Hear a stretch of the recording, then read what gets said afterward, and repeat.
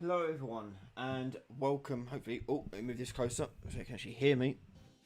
Hello, how are we all doing? Good evening everyone. Tonight is live tonight. Today is the 19th of September. Thank you for joining us, and tonight we are doing GameDev and Chill. This is a time for me to experiment with some Unreal stuff that I've got some but in this case someone's asked me some stuff and I went, okay, let me figure this stuff out. And it's a chance for you to get behind the scenes of me figuring stuff out basically and having a bit of fun with it. So I've got a chat open, so it's general time just to chill out, really have some fun with Unreal and yeah, have a bit of fun. So a couple of things that got announced recently, just to reiterate, we are doing now one-to-one sessions, which you can see over here. You can find details about that on my blog on ryan.com/blog. And all September slots I've been booked in. So now we're taking bookings for October. So if you want to get a session in October, you want to get ahead of that curve as soon as possible, because they do tend to go quite fast lately. So please keep that in mind. Also, we have our 3rd anniversary live streams and a week-long celebration happening in a month's time at the end of October. Every year, I tend to do something special for the anniversary of the channel, and this year is no exception. So we've got quite a few things planned. Number one is the first ever Games Jam from me. So I'm setting up a Games Jam. More details on that coming soon, hopefully next week. There'll be prizes for it and all sorts, so should be a good fun. There'll be a new video released every single day of that week. There'll be new live streams of that week. I will also be trying to remake my first ever game I ever made way back in university. I've been trying to find a copy of it. I don't think I've found a copy of it anywhere yet. If not, I'll explain it when we get to it, and I'll try and do some diagrams of how it worked. Volume's a bit low, is it? Let me have a look at the audio settings. Where is it? Okay, let me just pop that up a little bit more. Okay, I've just upped it a little bit. Hopefully that looks alright. Hide that chat box. Don't need that chat box up. So yeah, so check out the 3rd anniversary live streams and new videos coming out. I've got loads of really cool stuff coming out for that week. So yeah, please keep in touch. Keep an eye out on all my social media when I announce that stuff later on. But yeah, cool. Okay, let's get started with today. So today we're going to look at something that one of my patrons. Sorry, I forgot who asked me, but in my Discord, one of my patrons asked me about how they do the Diablo fade, and that's when your character moves behind an object, how you fade the object away so you can actually see the player. So it's fairly simple to make like a stencil, like a hole in it, but how do you fade the whole entire mesh, which is how they do in no, there you go, cool, good. Sounds like the audio is working a bit better. So we're going to talk about, or experiment and try and figure out a way to do it. I've got some ideas, so I thought I'd try them out tonight. So if you're interested to see how I do my workings and things like that, we're going to do that tonight. I am also hoping to record the next podcast episode tomorrow as well, which is all about the future of games development, games technology, and things like that. Talk about next gen. So hopefully I'm going to record that tomorrow, if not Monday. We will see. Okay, so I've just opened up the third person character game. So I need to make this more Diablo-like. So we need to fix the camera and make it a little bit higher. So I need to go in here. You bought.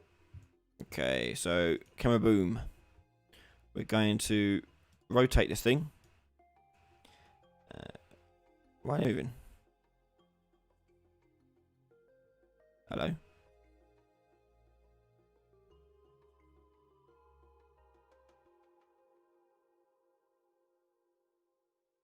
Eh?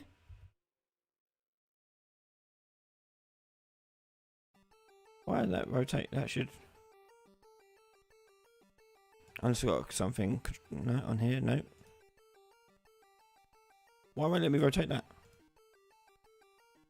Can I move it? Yeah. Should be able to rotate it.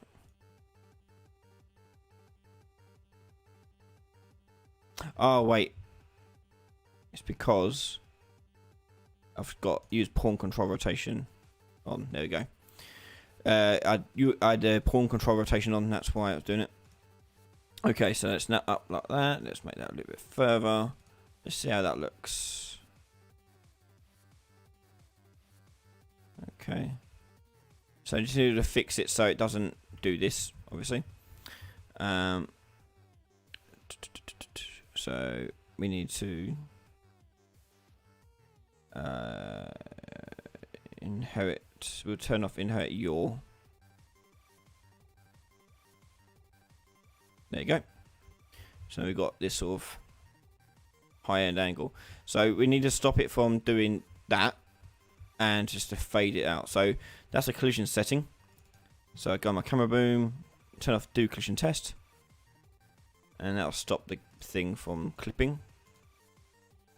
I've got to turn the mouse off as well from doing this. So let's do that. Let's turn the mouse input off. That's fine.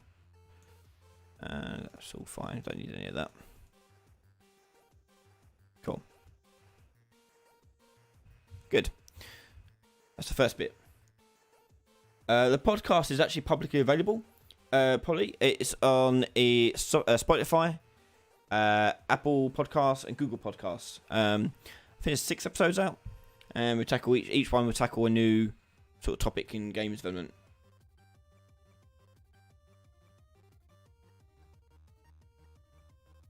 Karan, your first name?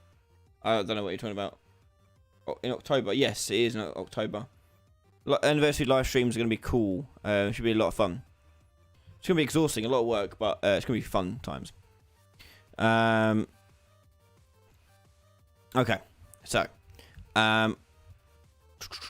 right, so we got that done. We now need to work on our material. So I was looking at Diablo earlier, and the way they're going to do it is with modular pieces, with the building of the environment. So, for example, let's just build some modular environment here.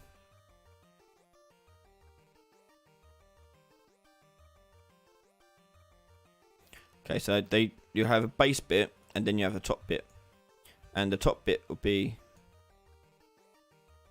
longer. So the base bit stays the same, but the top bit doesn't. There you go. That top bit will then fade out when you walk past it, leaving just a base bit. But obviously the modular, so it doesn't look like a cut, it looks like one piece. That's the way it looks like they do it. Okay, so we need to make a material that does this. So let's make a material, and we'll call this a fade out material. Now this is a little experiment because I'm not too sure. I wonder if there's a way we can pass a material attribute into this as a parameter. So got set get.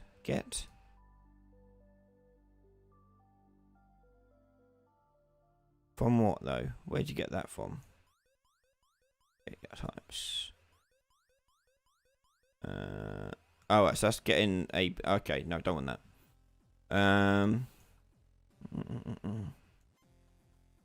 What parameter options do we have?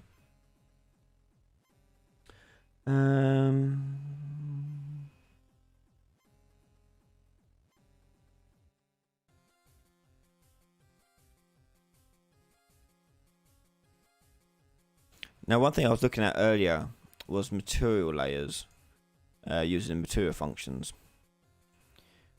But I'm not too sure how that would work, because you have an output, and then you make material attributes. So you do all the normal material stuff in here, then plug that in like so. Then on here, we call material function.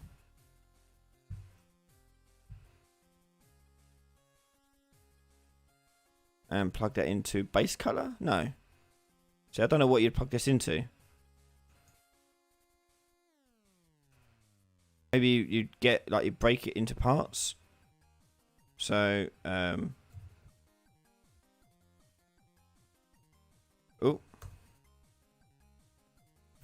So I'm guessing you'd do this, and then that's when you do your blending of it to get into here. Maybe.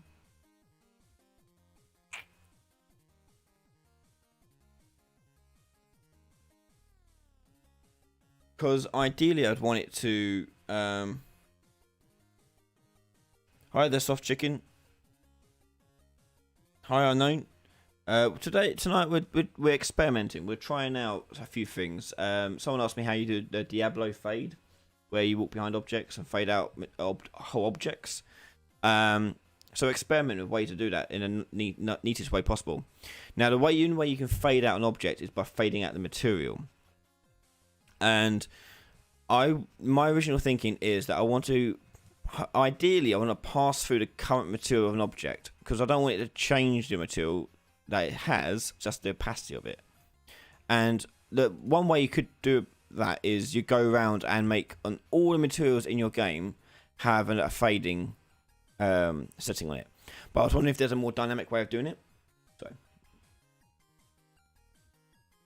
So I don't have to do it with every material. I can just do it one function and just call it.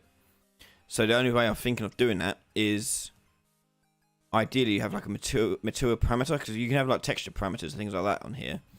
So if I do parameter, and you see all these parameters here, but nothing really useful for like what I want to use it for. What's dynamic? Yes, I don't think that's it. So yeah. Behavior. Yes, it would be easy to do the show the character outline, which I've done. I've made a tool for that, which you can find on Patreon as well.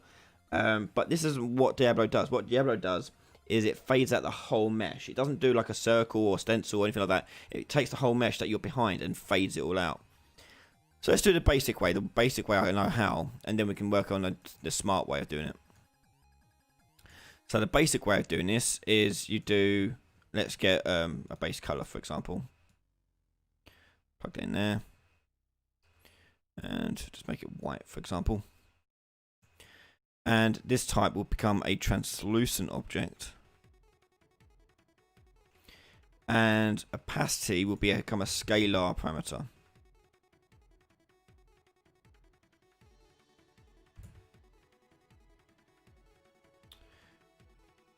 And opacity will be the name of it. And we plug that into there. And we'll set the default value to 1. So at 1 you can see it, at 0 you can't.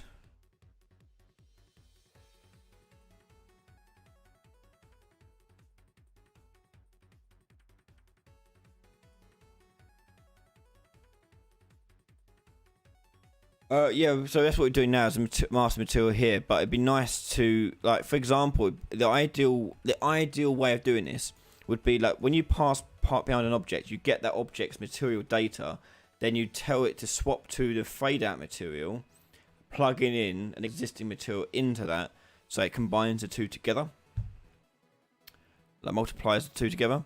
I'm sure there's a smart way of doing it, but let's just do the easy way first, and then we go to the harder way.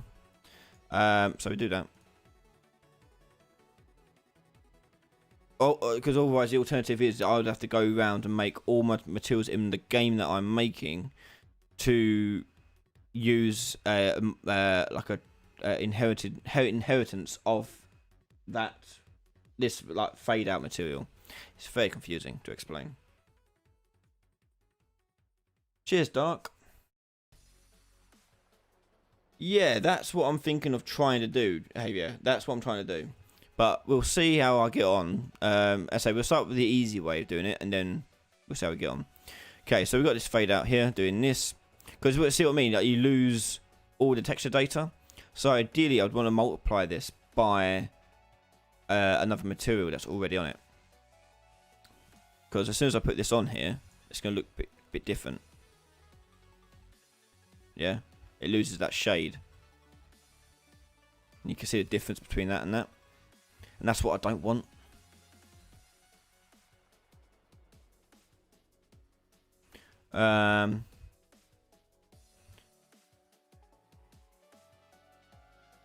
I wonder if we can change this to...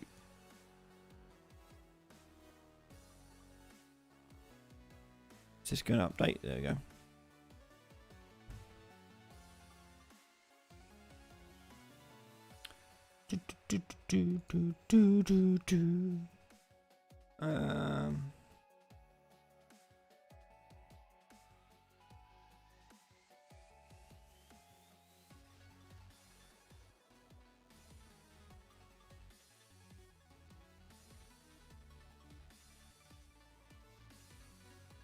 Yeah, see, I don't like this already.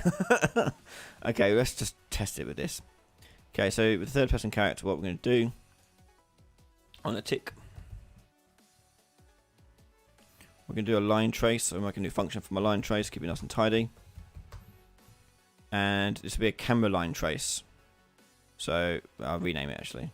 Do camera line trace. I'm going to trace a line from the camera to the player character. If it intercepts something, we're going to make it invisible. We'll do a multi-trace as well. Multi-line trace. So start is going to be the camera's position. Get world location. And then we get the meshes. Get world location. Hello. There we go. And then on our hit here, we'll do a for each loop. And then for each, I think this is going to be quite laggy, but I don't know, we'll crack on. I'll split this.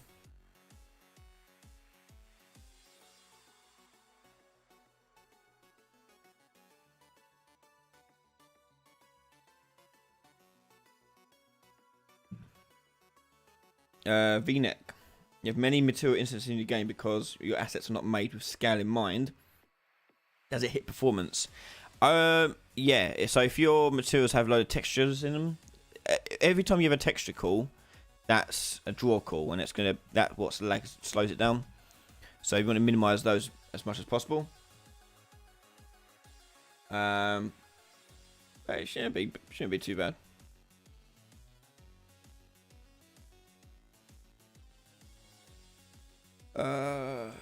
That's great news, Javier. Congrats. Moving to UK, Scotland for your first AAA gig. So I'm guessing Rockstar, if you're going to Scotland. Is that where you're going? I've got 2 students at Rockstar. Dark Maz TV, I had a serious question. Why UE4 over Unity?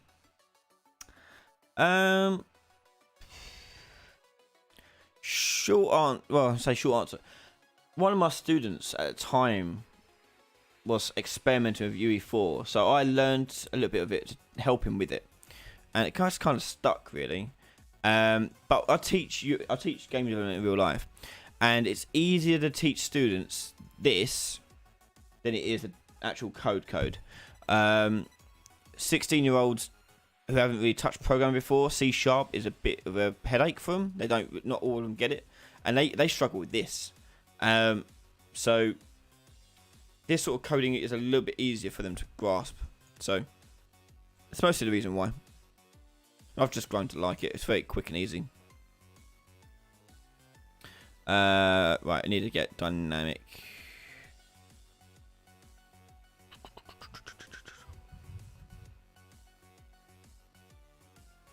What do I need for this? Create dynamic material instance.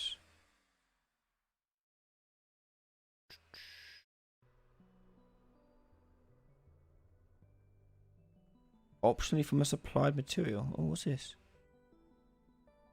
Oh. no, that's not it, is it? Or is it? No. No, what's the difference between that and the other one? Dynamic material.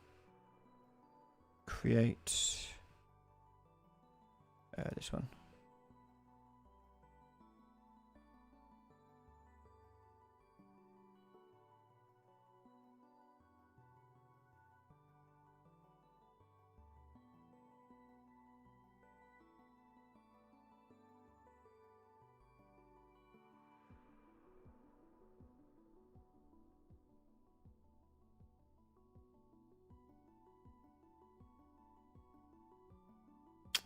What would be a best way of doing this? I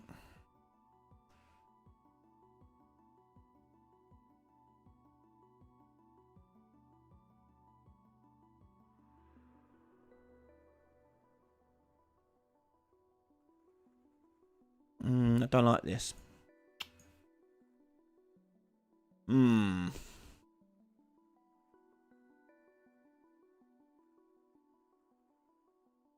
Can I get... I can't even get material because I need to get the actual mesh first. I can't get that. So get primitive. No.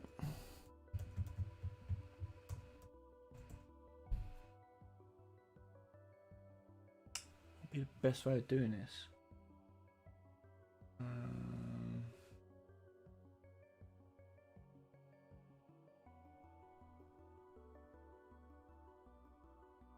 Stuck.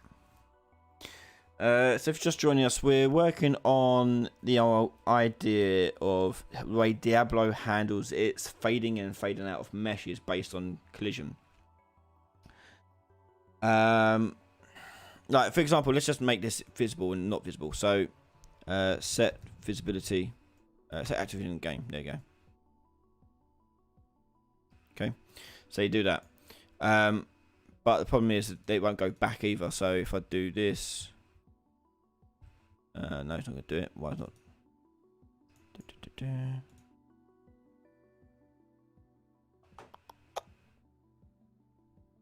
For one frame.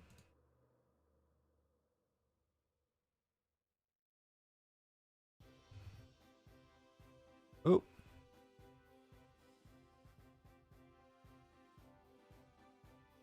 Oh, where's the line trace? Oh, I haven't called it, have I? Oh. Camera line trace. There you go. So I can do that, but I can't make it go back. But that does it for literally anything. Like that.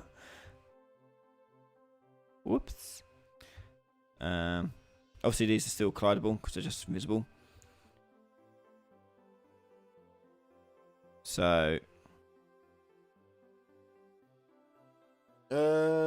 right.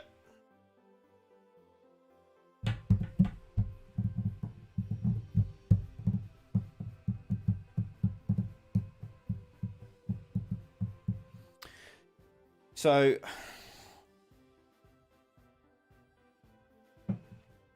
I say what I'm trying to do. The way I like to work is I try to think what would make it easier for the level designer or whatever to make this work at the back. So you could, as someone suggested, who was it? Kieran, making an interface to handle all this. We could do an interface, but that means then all these objects that would be disappeared would have to be coded actors with code on them to handle all this, which we could do, but isn't ideal. Ideal way, the perfect way would be you just detect a static mesh inside your world, and idea. Anyway, yeah. So you get a static mesh of the world, and it will dynamically just say, "Hey, fade this out." Whether it's got, you don't need code on it, you don't need nothing on it. You just drag in any static mesh you like, and it will just work. So you'd have to piss about with stuff. And the brainwave I just thought was in this actor here. If we cast This is very expensive though to do a cast this often. You could cast that to static mesh and then you can control it from there. But that is so expensive. Cast to... I get that actually, because you're only going to collide with a couple. You're not actually doing a cast each time. So if I were to do... would do a boolean on the blocking hit thing here. At least then it won't do the cast if it doesn't block actually anything. Okay, and do that. So we go set mesh here and go create dynamic material instance of the static mesh component. Source material will be the fade out material, and we'll promote that to a variable. I don't know, man. Again, I want it to affect everything in front of it, not just the one.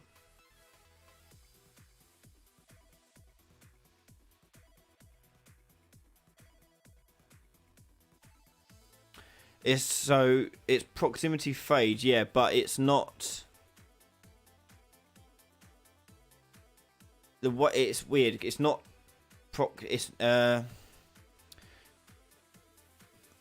if you play Diablo, it doesn't affect it.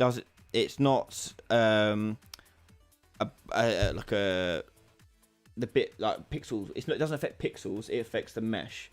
So I mean, I don't know. I haven't looked actually at the camera if they actually have a tick box or something for changing the proximity of how it works.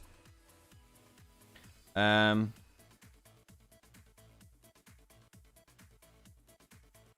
it's not the same. It's like because that's the easy way. The easy way is to make it just like do a stencil fade around an object rather than it's like fading out the pixels rather than the mesh. You want it to fade out the whole entire mesh, so the whole wall disappears.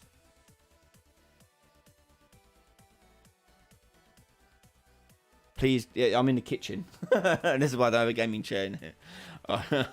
Get me an office first. Let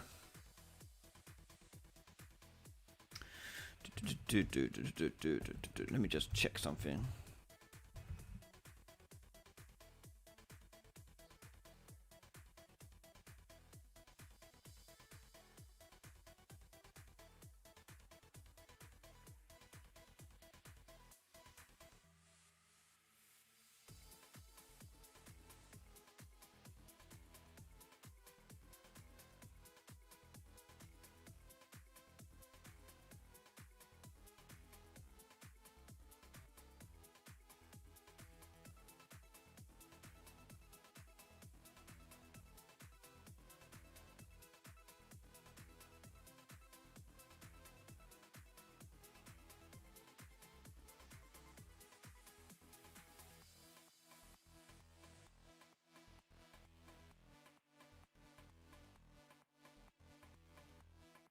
Sorry, bear with me.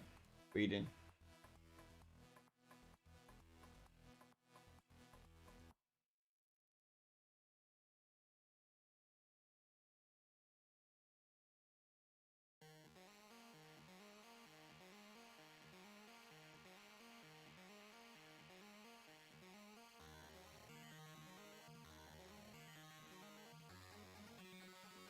Okay. So on here.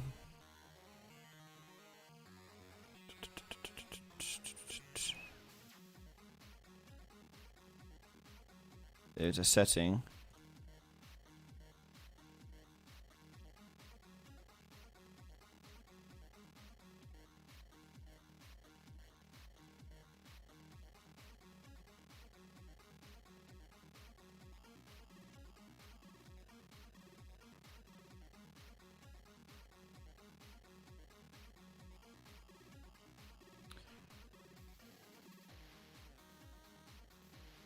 Bear with me. Okay.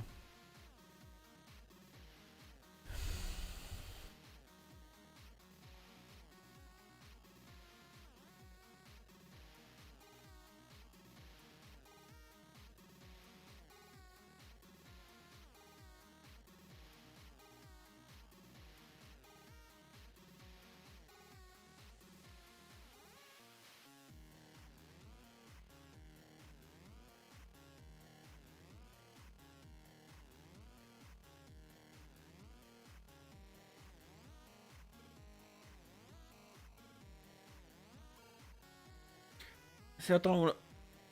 Yeah. See, everyone else's implementation of this is to make it all the things actors that you can code, and I guess we may have to do that.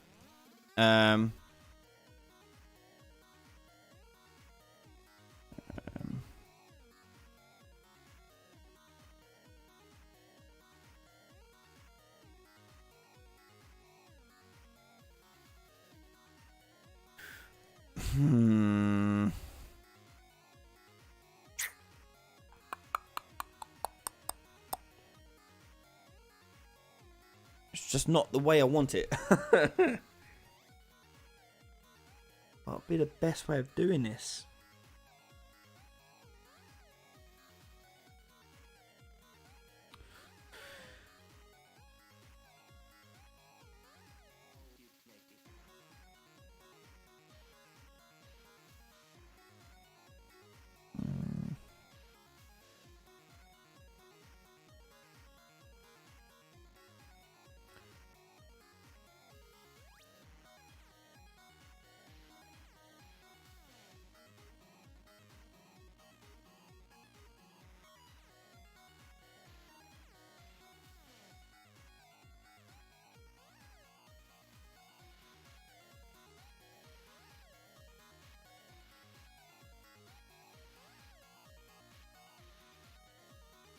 Don't like anything that I'm looking at when I'm researching this.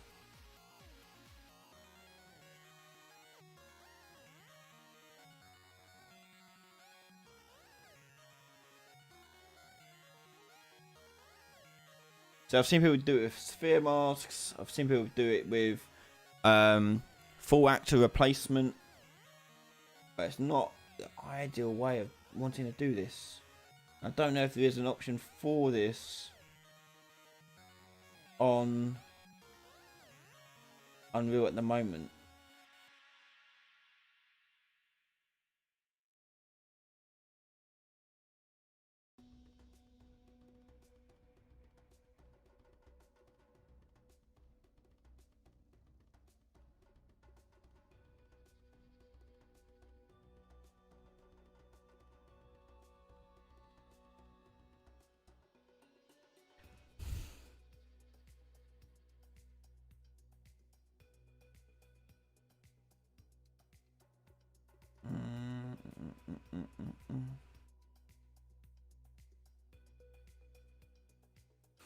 Okay, let's try this. Right.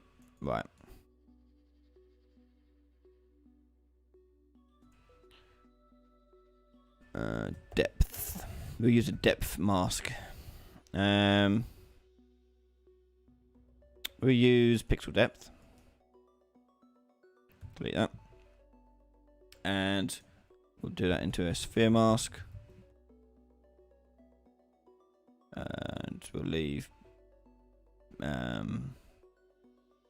B at 0, I think. And do 1 minus into opacity. This won't, we'll put that there. I still want this to take a material that isn't just, in this case, white.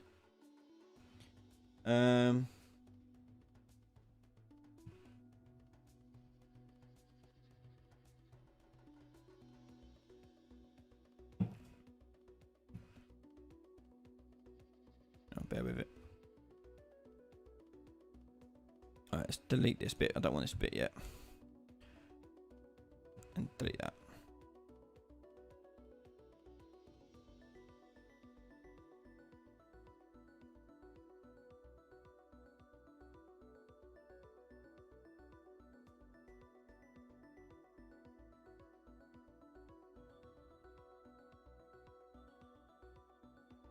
So you could do that, but that's not what I wanted. Because I want the whole mesh to disappear.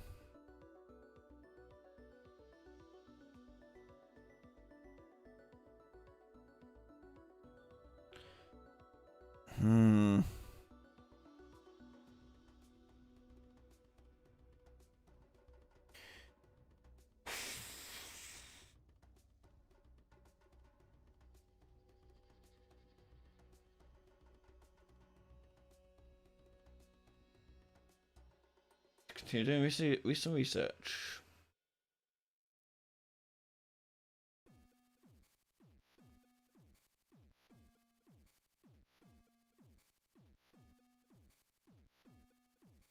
What if I increase the radius of this by a lot? Let's say 1,000. Hardness would do 1,000. No, 0 would do that for.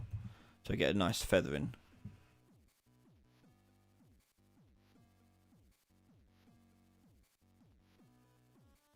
Still not exactly what Diablo does. So Diablo takes out the whole mesh, not just a part of it. But we can probably try and fake it.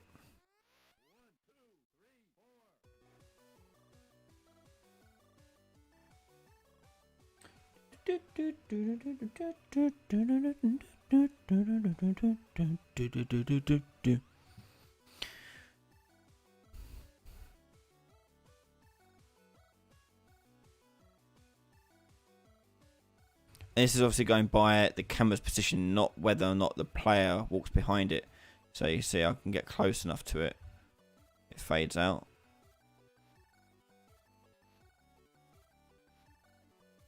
So it's still not what I want.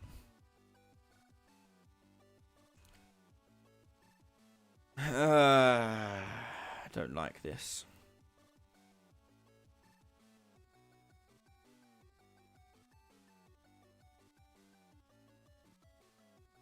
Right, so let's think about this. So I'm dragging that static mesh into it. This is just a static mesh actor.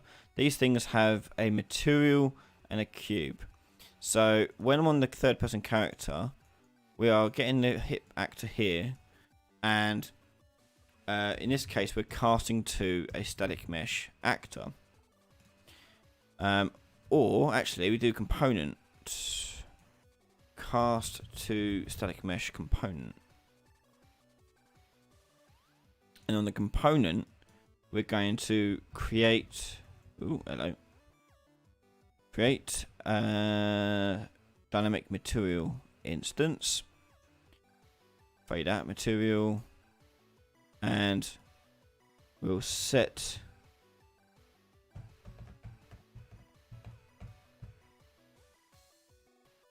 But even this won't work because in case we have multiple.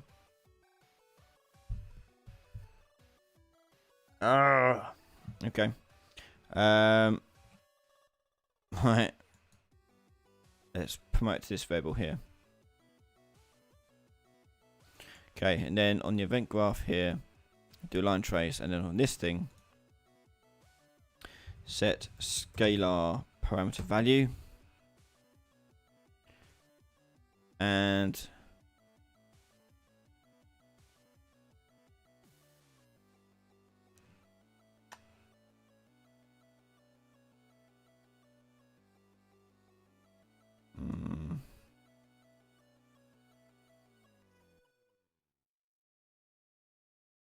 just to type it in. Opacity value change actually based on.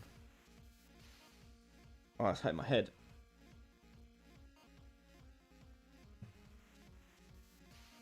Start a goal to buy me a desk and chair. I say I need an office first. I'm doing something in my kitchen.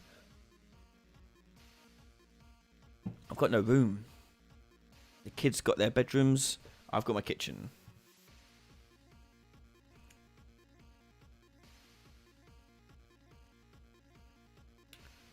Right, so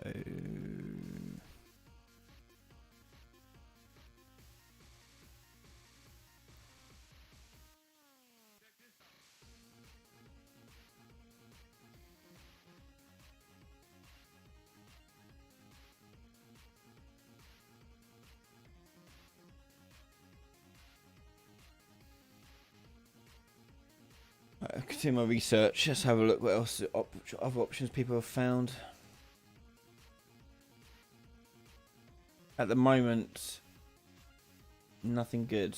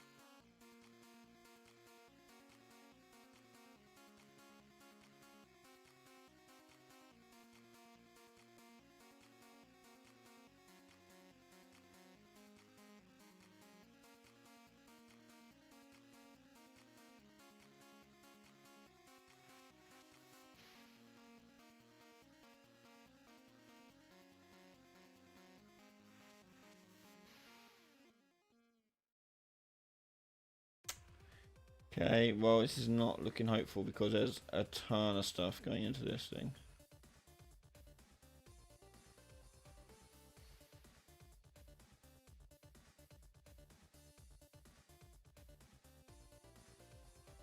Okay, let's just start doing stuff. So plug that in there, and we'll have to make a master material here, I think. So do scalar parameters here, opacity, and default value of 1. Plug it in there. Then we want a texture, sample parameter,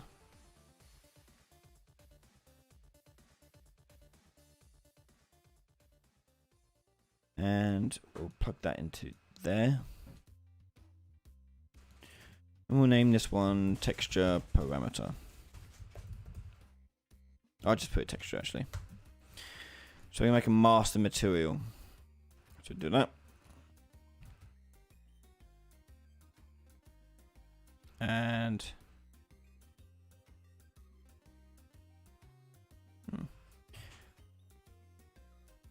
let's just do it like this first of all.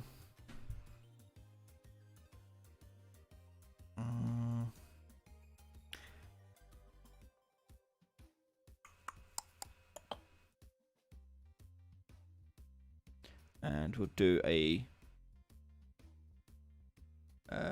vector parameter, and this will be color.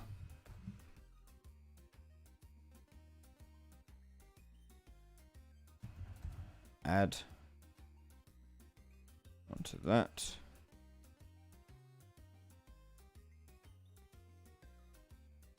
Oh.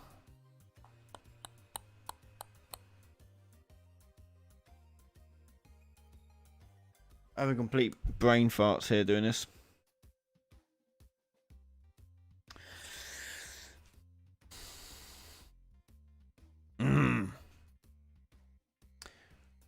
Right, let's have a look at material layering and how that can be used, maybe.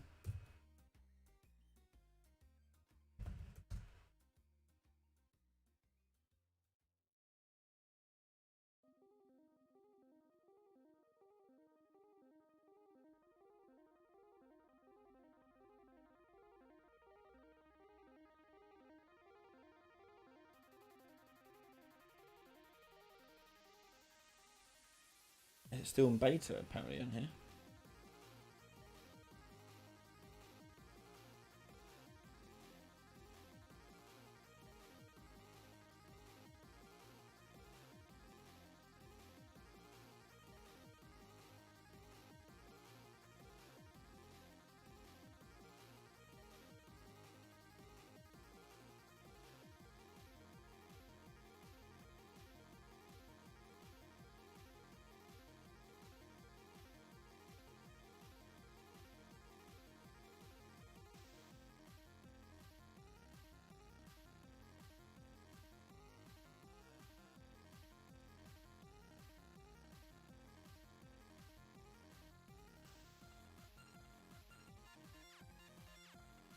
Okay.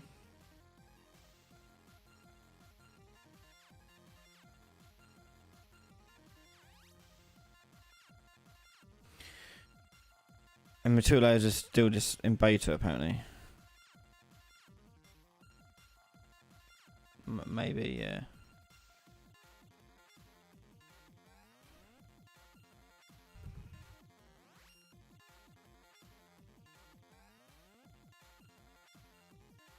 I think I have to restart this as well, yeah. While that restarts. Yeah, I'll try and answer more questions on Wednesdays, but whilst this is doing this, iRover, you want to add a highlight material for an item? How? I've got a asset on my Patreon that I've made that does that for you. I will eventually go around and make a tutorial on how to do it, but at the moment it's on there. Skateboarding father. My question is, why do games have loading screens, and when should and how I use them? Loading screens are like curtains. They hide the ugly stuff that's happening whilst it's loading up the game. So you hide it from the player, then you reveal it to the player after the fact. Save. Hi, Harshila.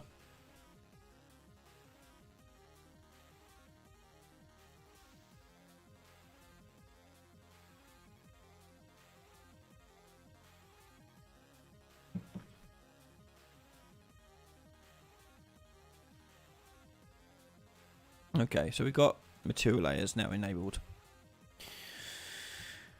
Okay. Delete this. Okay. So let's make material layer. Fade matte layer. And I haven't done this before, but from my understanding is we can do what I said in that we can make a material in here. So we can attributes, make material attributes, and we can say the opacity of this is a parameter. Yes. I don't know. I haven't done messed about with this before. So let's have a look. Oh.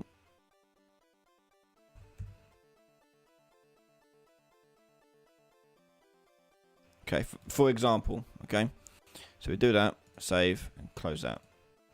Then on your material here,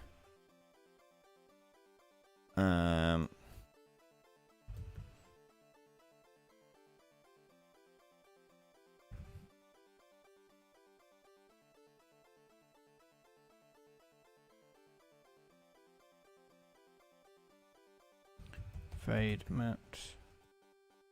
Or no, you would have this as the...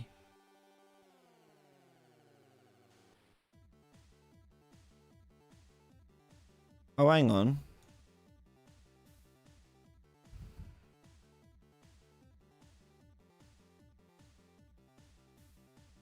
Hang on a ticket.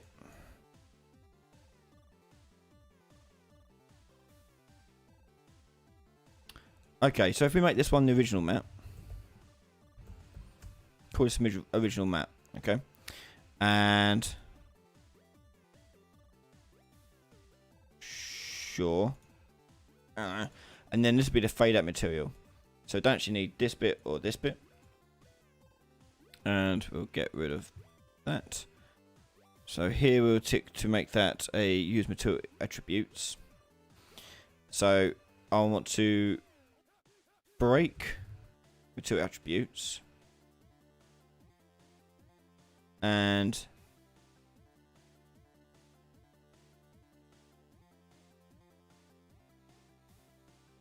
no, I want to get to attributes. No. Set to attributes. New one. And this one would be opacity. I'll plug that in there. Then that goes in there. Hit apply. So then, because this is a parameter. So if I make this a instance, does that give me the option to add a material to this? Do we think? I do live in UK, Hashida. I live in Essex. Okay, so now if I create a material instance for this, and go in here. No, I don't.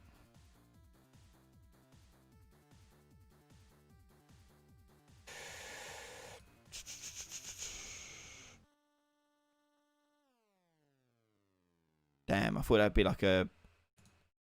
The way it worded it. It worded like this was a parameter. Evaluated material stack. Default layers. Yeah.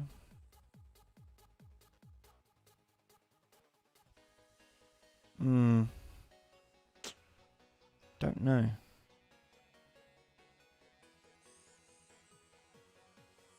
Like if I gave that mat there, do I get anything? Oh, I do get this. Okay, okay.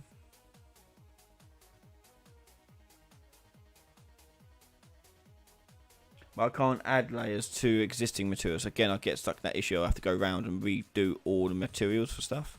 So, for example, if I went to this thing and open up this material, I would have to go around and manually add it, wouldn't I?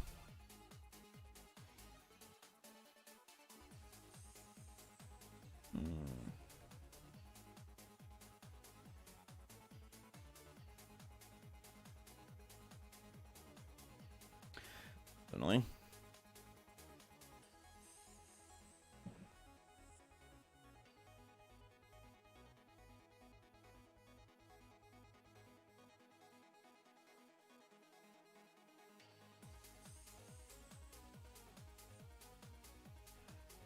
So I don't think material layers are going to do the trick either.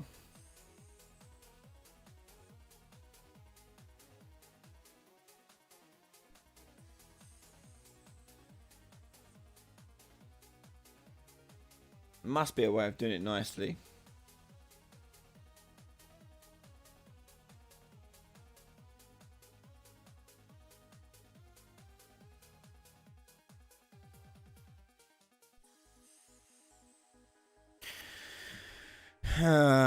Okay, maybe not nicely.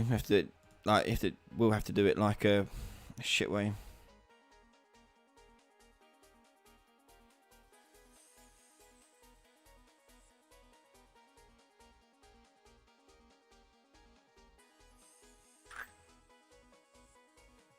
Okay. So, okay. So on all of your actor object stuff here, we would have a main material. Let's delete this. Right, delete these two.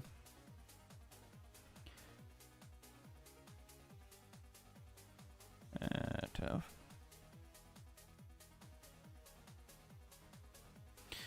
Okay, do that.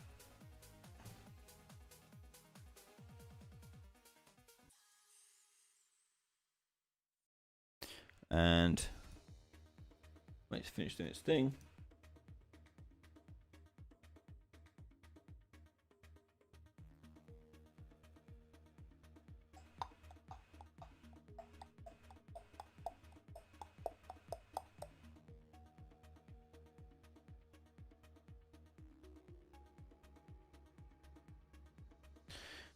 oh hello, what's doing this? Why is it doing that?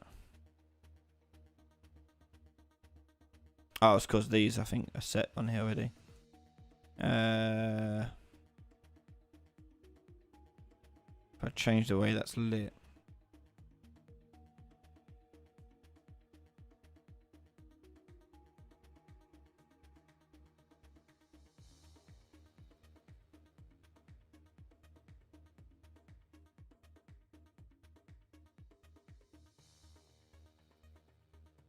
Don't know. Okay. So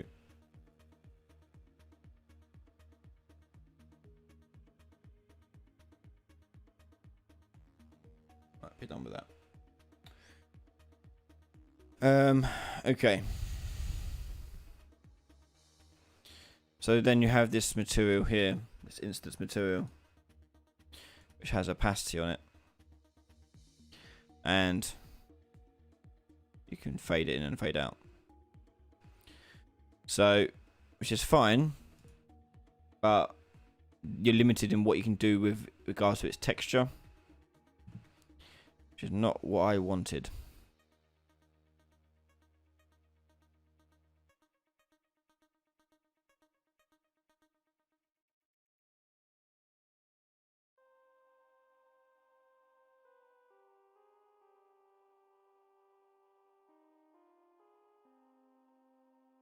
Yeah, no.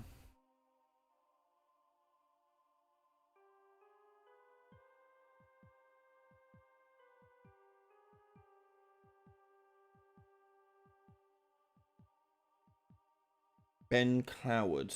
Okay, so look at Ben Cloward.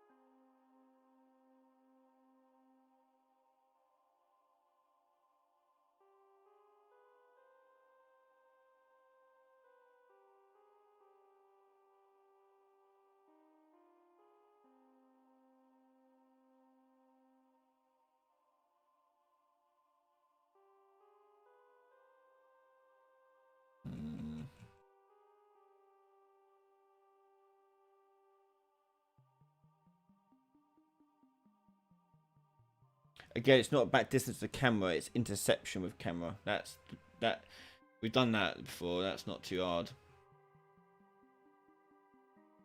Yeah, the foliage camera fade, that is yeah, we've done that before, and that's we've done that, and it's based on distance. We don't want it based on distance, we want it based on interception. So when it intercepts the player and the camera start fading out.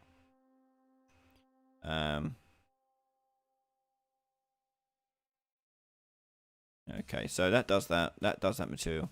So it's just a matter of now getting that to do the job, but I don't want to make an actor of it. That's what's annoying about this. I don't want it to do that. God almighty.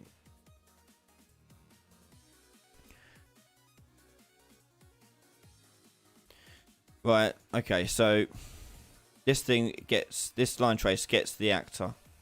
We send it a new fade out material, and we've got the fade out material as a parameter, as a variable. Then here we've got the opacity, and we're going to change the value over time on this. So we're going to do f_interp2. Target is going to be 1. Current is going to be. Can we get the current thing? Yep, parameter. Yep. Ooh.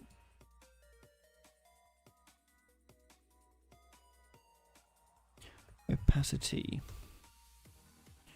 Put into current. And do delta. Oh, hello. World seconds. And interrupt speed we'll put down as 5 or whatever. So we get this, hopefully work.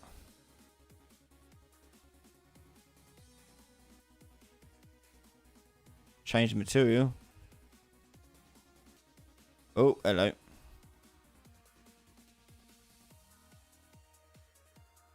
Oh yeah, let's do that.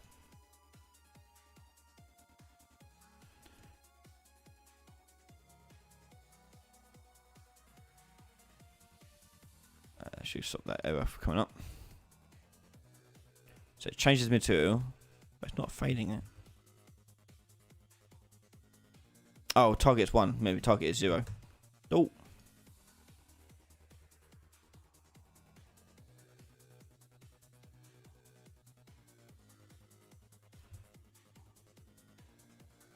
Okay, so it kind of works, it's just not how you want it. So as soon as it's added it, it's doing that. Okay. Right, idea.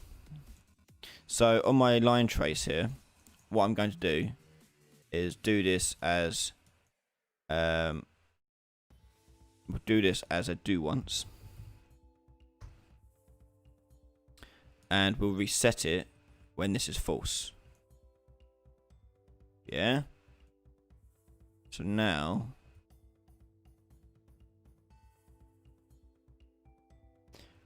okay, does that. So now what I want to do is when I move away from it, it's still not doing.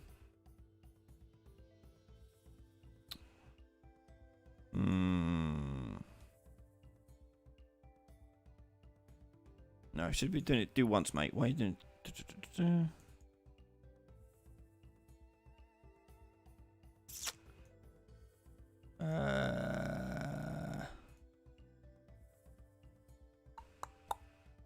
Do once. Do online trace. Get new var 0 if is valid. Get that. Then that. And go to that.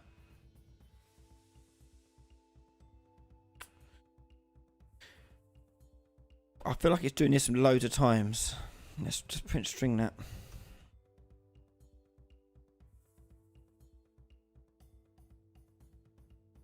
Yeah, why is it doing it loads of times? I'll do once. Alright, let's not reset it. Let's just do this. Maybe because it's multi. No, why is it doing that? Okay, I'm going to change this from multi to single.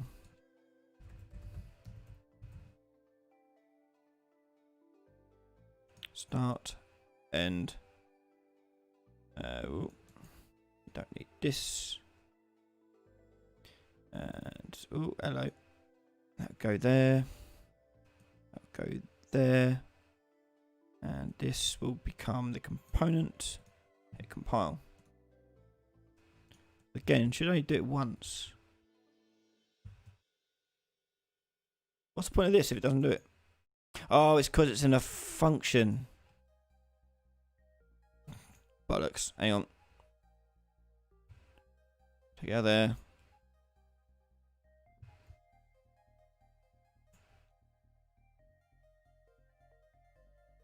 That goes there. In fact, we'll make it, keep it simple. We'll do that down here.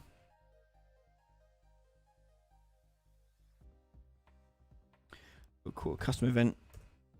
Check for occlusion. Check for occlusion. Right, so that does that up there. So this do once should now work.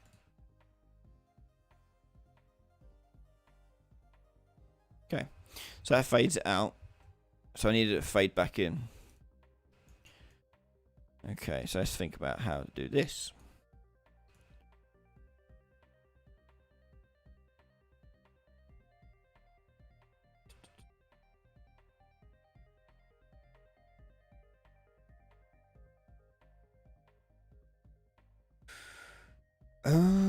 Okay.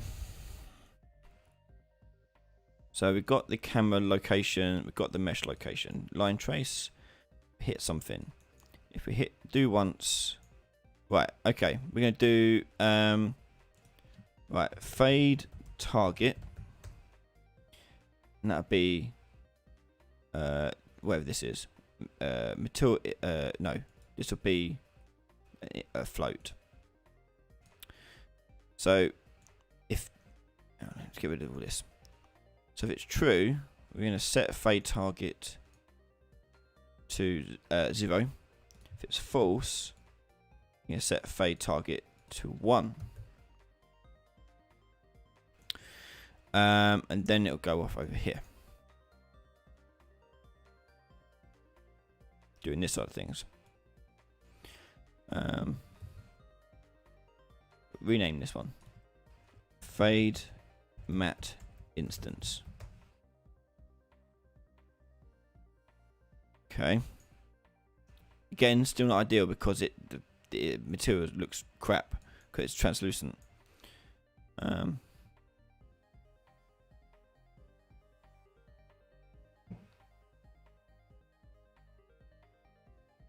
What would be quite nice is if I can render it onto a different layer and I fade out the whole layer.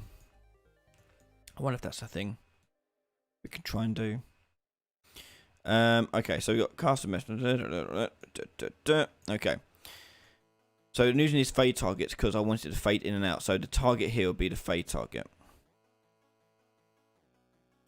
So it does that, does that, does that. And we'll do once here.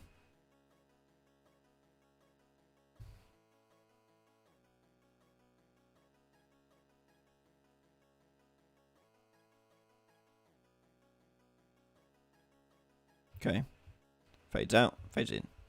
So that kind of works. As you can see, though, you can tell the mesh is different texture from the rest of it because it's a translucent mesh, which we want to avoid.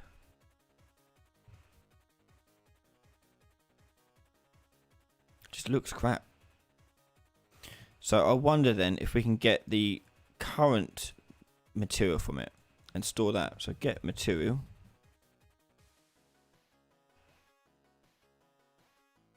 Okay. And then we store that as a reference, maybe. Set, not set, promote variable. Default matte. I know. So get the material, do that. Then we create a diamond material instance, replacing it with this. Yes. And then we do all the fading out stuff. But you have to set it back to its original material, which is tricky.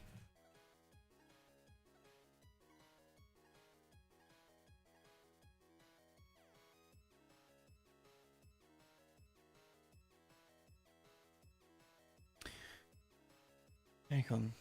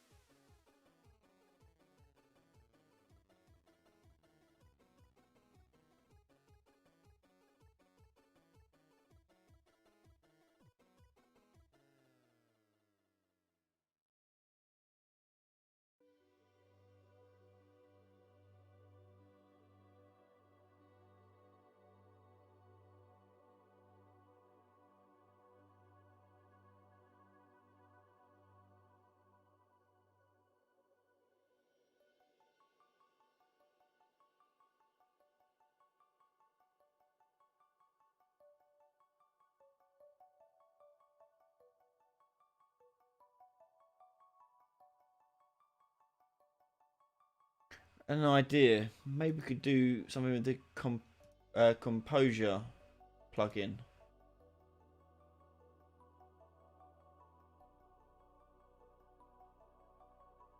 Maybe that will work.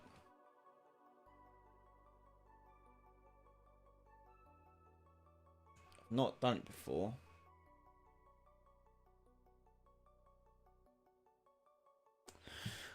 I wonder if I could render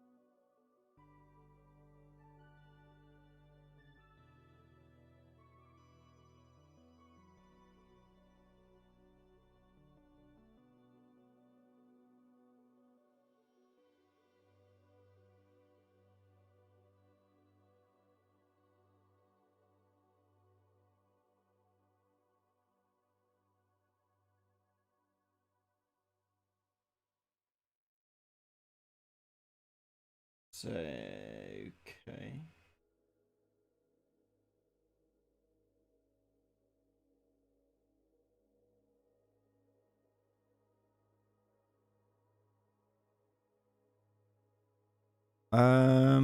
Okay, hang on. got an idea. If we were to render this in a custom depth channel.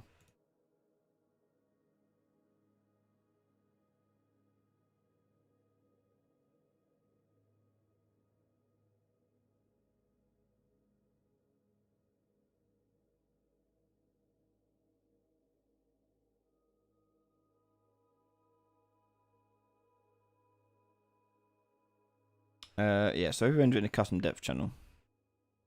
If I were to just show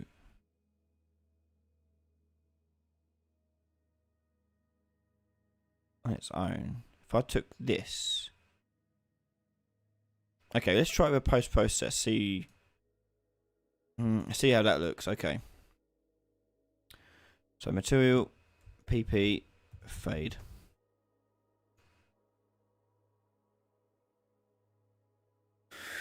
Okay, so you'll make this a post process material. Ooh, hello.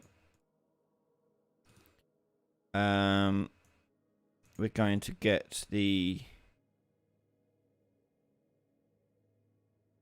but we can't do post processing fading, can we? Hang on.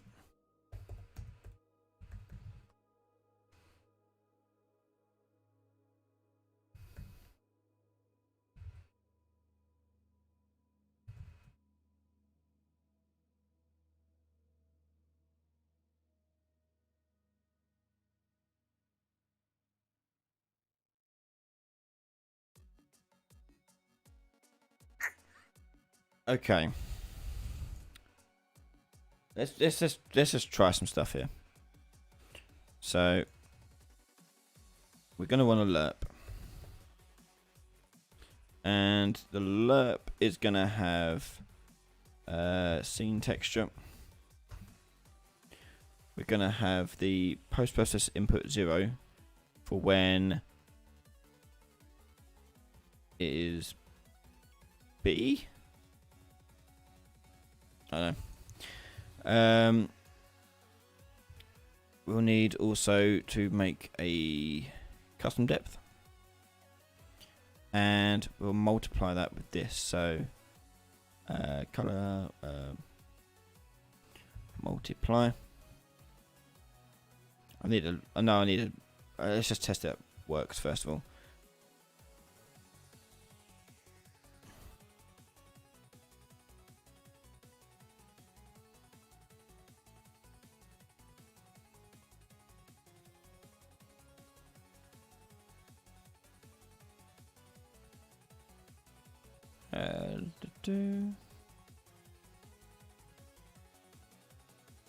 Nope. PP.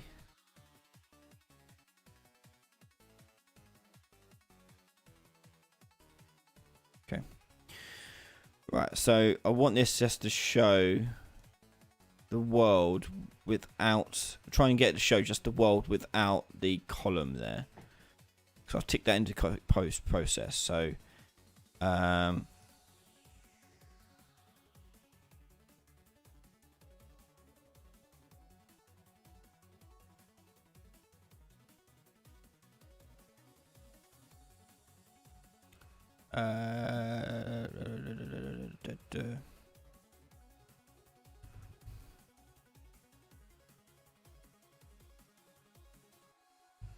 multiply that by, can we not just normalize that? I can't remember if we can or not.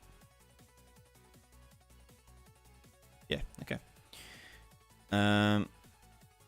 So if I normalize that by that,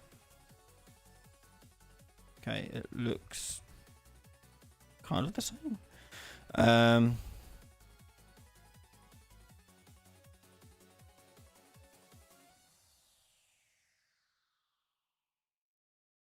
I want to take that away though from it. I can't because I don't know what's rendering behind it. Karan, do I script in C++?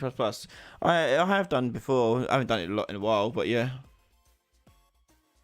So I'm busy making all this sort of content, so it's rare that I go back into it.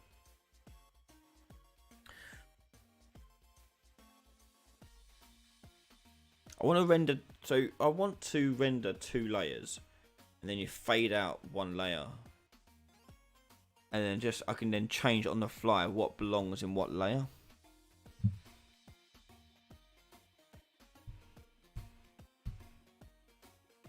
I don't know if that's possible in UE4 straight up.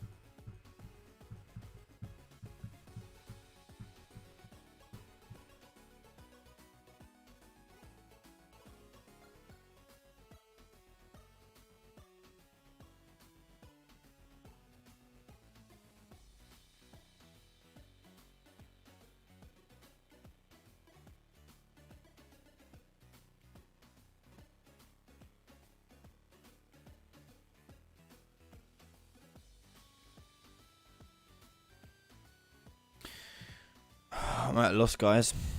I'm not too sure how you would do this in the way I wanted to do it.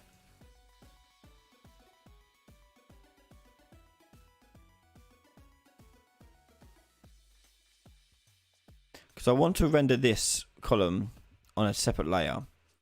I can kind of do that with custom depth, but the problem with that is the rest of this behind it is occluded in the rendering.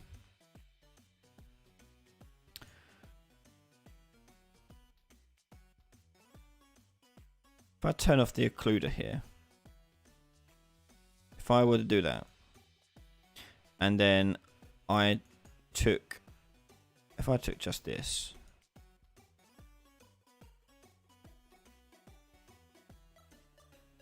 no, custom depth, okay, let's mask this. Into an if is greater than 1, then we want to, if it's greater than 1, do that,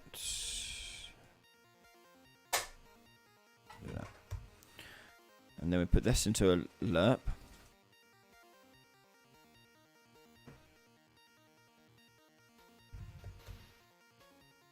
As the alpha,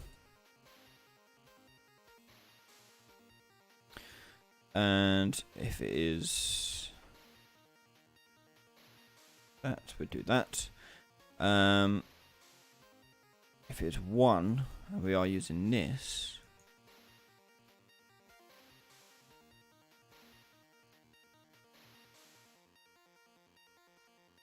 I don't know why that's coming out like that though.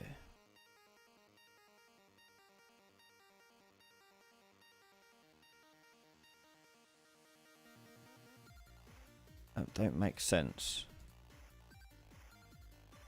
Am I forgetting something?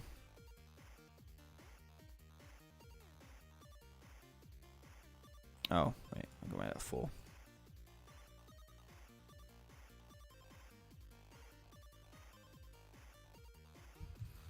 For now, let's just do colours.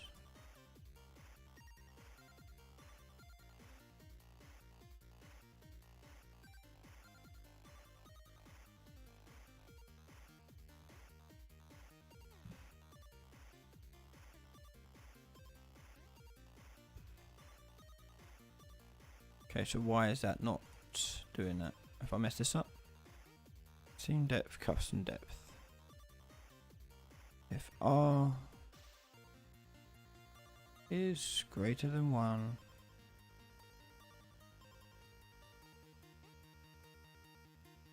it'll be the other way around, is it?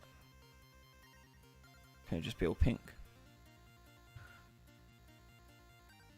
Why am I messing up? I've done this before. What did I do last time?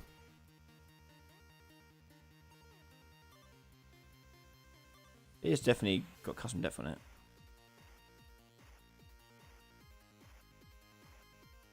Oh, it's ticked on, so yeah.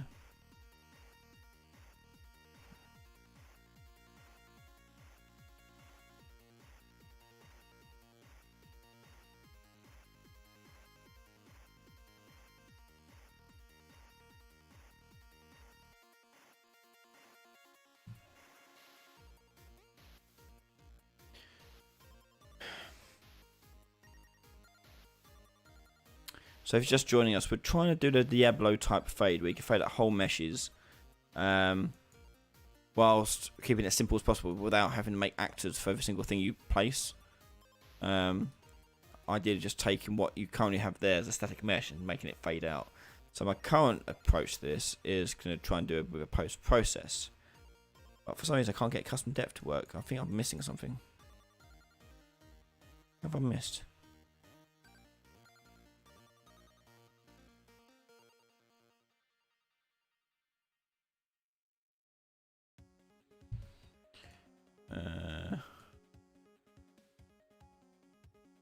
If it's greater than...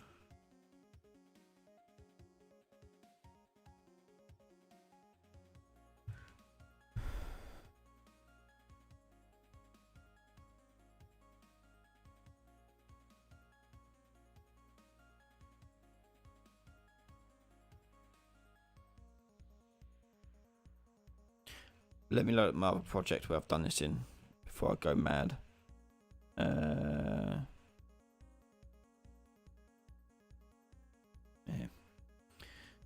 Because I've forgotten. I don't know what the hell I forgot. It's something with this. Can't remember for the life of me what I did.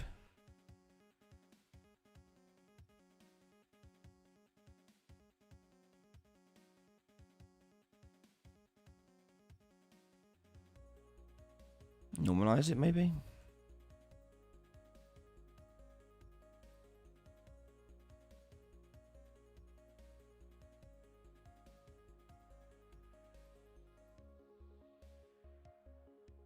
Nope.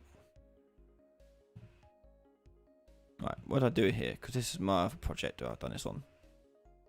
I know.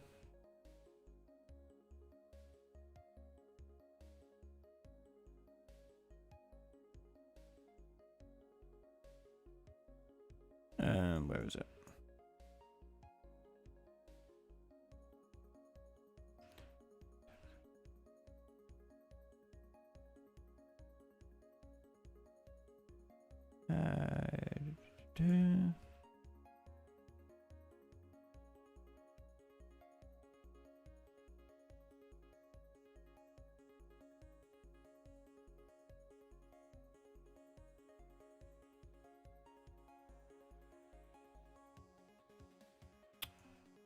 Okay.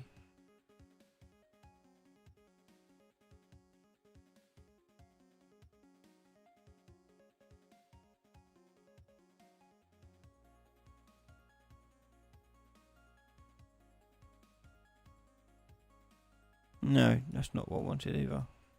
Wait,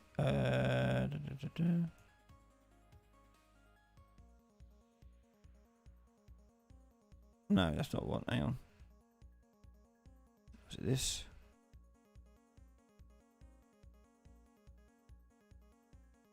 No.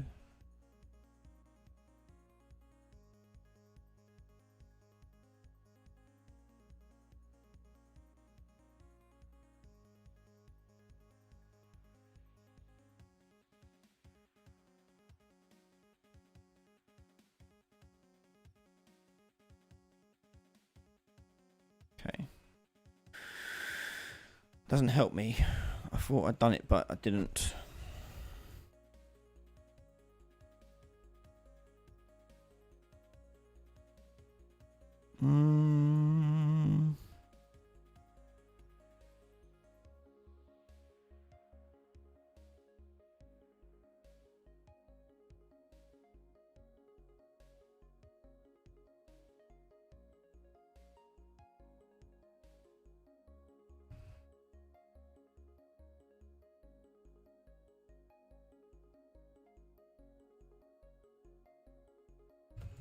Mask this.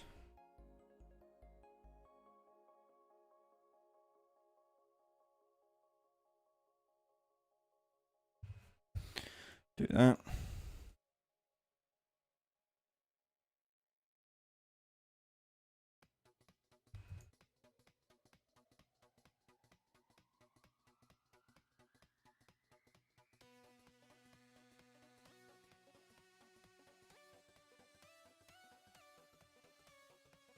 If scene depth is custom depth will actually be less than the scene depth. So it should be pointing out pink. The column should be pink. But it's not. Why? Because the custom depth of the column here, because that's rendering the custom depth, would be a shorter value than this one.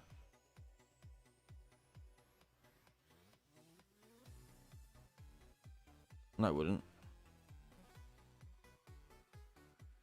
Oh, my head.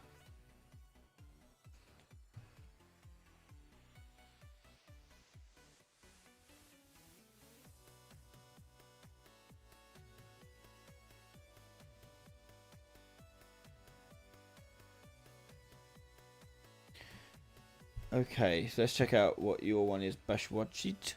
Okay, how about you create a material function to control the opacity and fade it using alert with time, but since time node will return world time, just time using a parameter when the object is between the player and camera.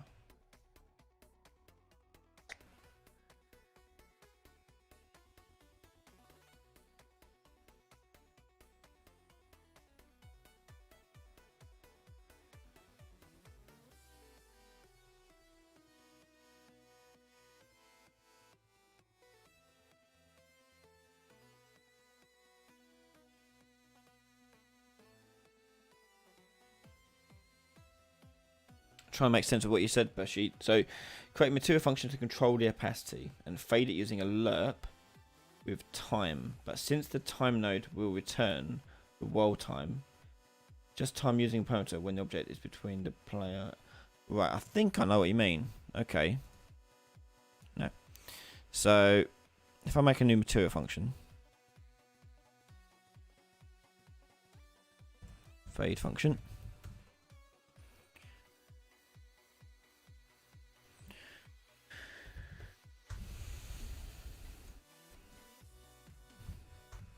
Using time as the alpha.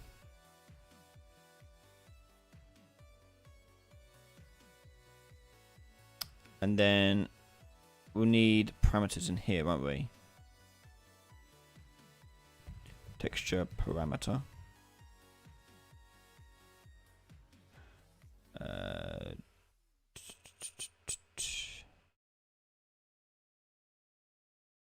Texture. If it's that, then if it's not, it's this. White. Okay. Then if we go into a fade material and use material function.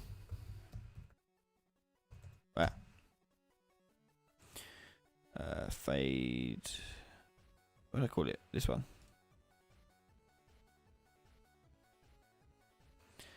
And plug that into that.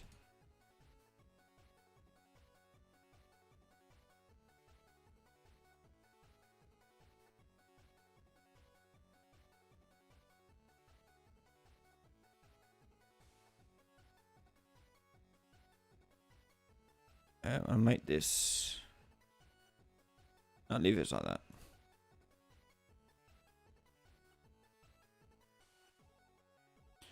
I think I know what you mean. Using time as the thing that fades it out rather than something else. That's it. But the post process.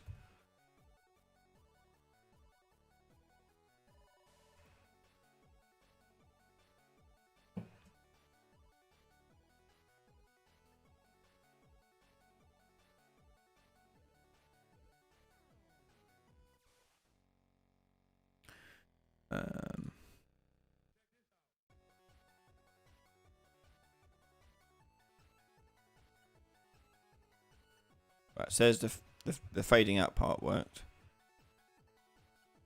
Turn off the opacity as well. We might not need that. We shouldn't need that.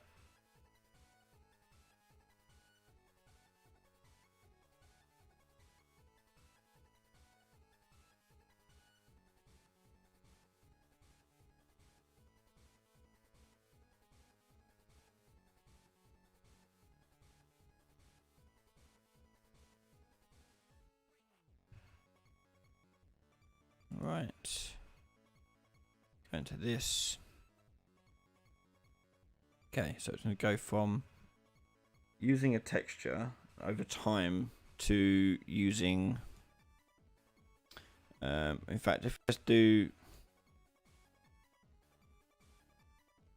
Let's do it all in here rather than use a function first of all.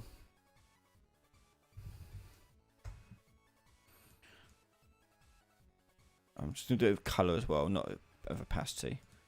So I'm just going to change this to opaque, like normal, in here. Then time, and then we're going to turn opacity off and on. This, I don't know.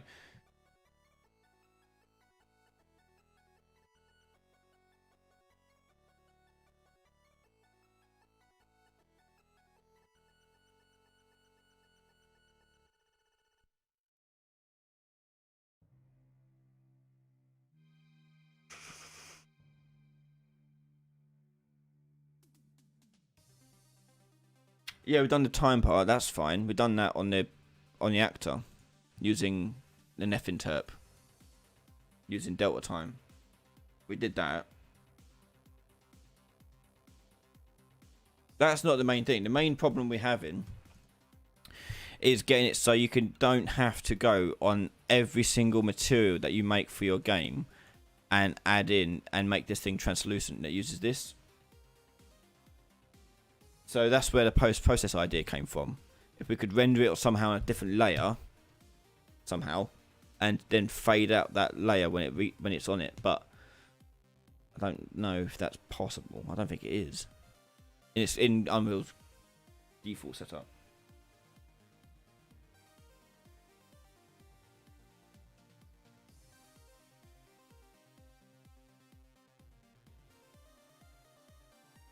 Go with that.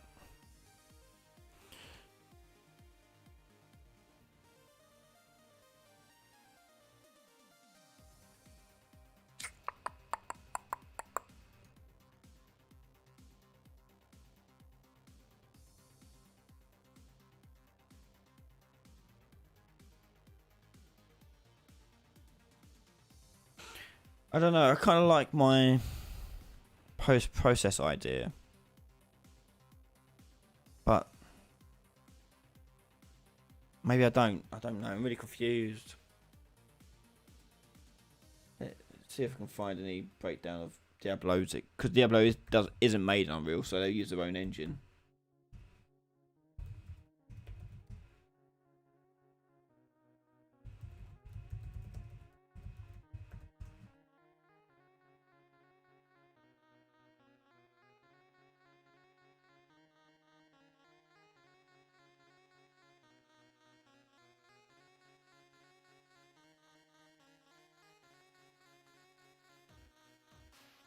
I'm gutted that we've been on this long and haven't figured this out.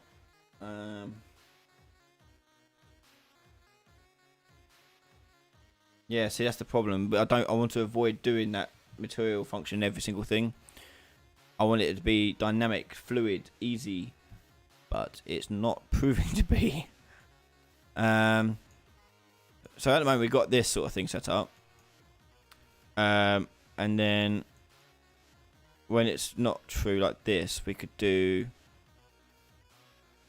a delay on here, I guess. And we get default.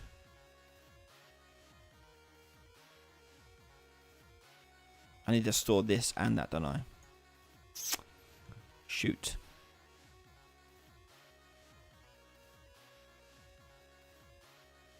Okay, so right, Alright, I'm going to carry on with the original way I was doing it. So opacity goes in there. And I don't know.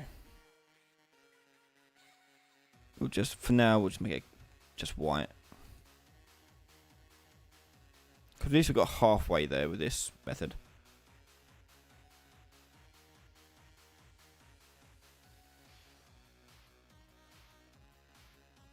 So that's the fade out material.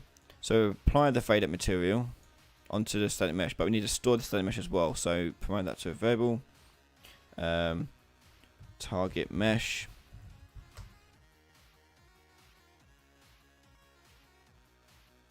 Ideally, this will all be in an array as well, because then if you go past multiple things, it'll still work. Right, delay that by, I don't know how long this takes. Let's do 2 seconds, and then we take the target mesh, set material to the default material that we stored off of it, and then we clear this. Yeah. So let's try that out.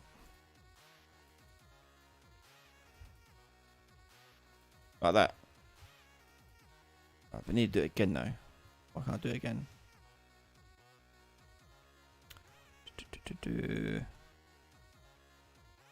Right, so this needs to be. Oh, it's because I've got to do once here and reset. So once I do that, I also need to reset it. So, oh shoot, hang on.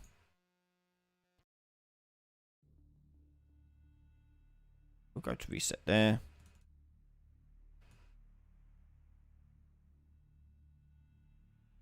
And it makes it look a bit neater.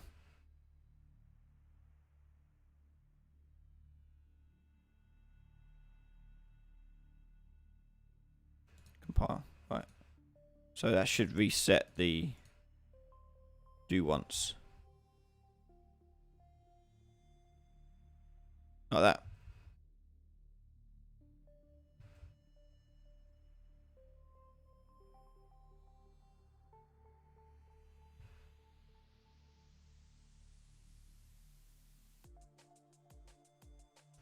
Why doesn't it do it for that though? In theory, it should work for all the things. What's on this thing? Let's turn off the custom depth thing. Yeah, nothing special, just the cube material.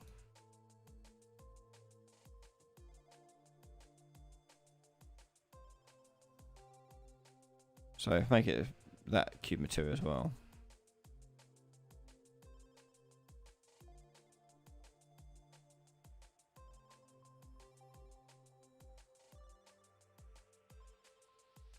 Yeah, kind of does it.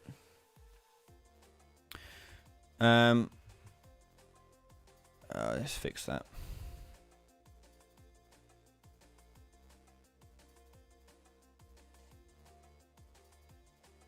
I don't like this setup, but it's a dirty workaround.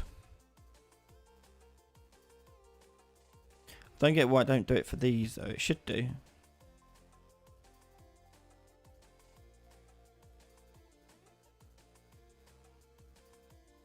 Now, why does it go like that?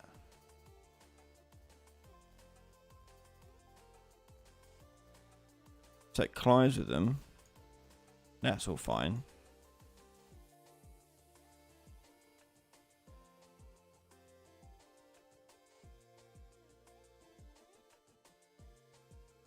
Yeah, I don't get why it don't work for those bits. So, for example, if I were to put in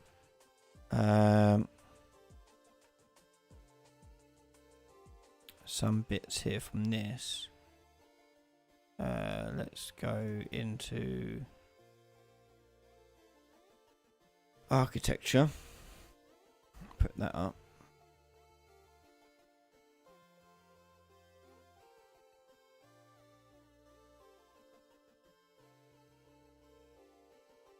Yeah.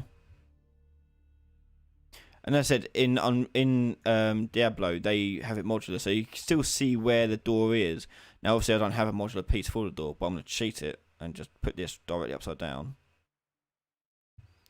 Set them both. And raise up a little bit. Because then you get this effect. Ha ha ha.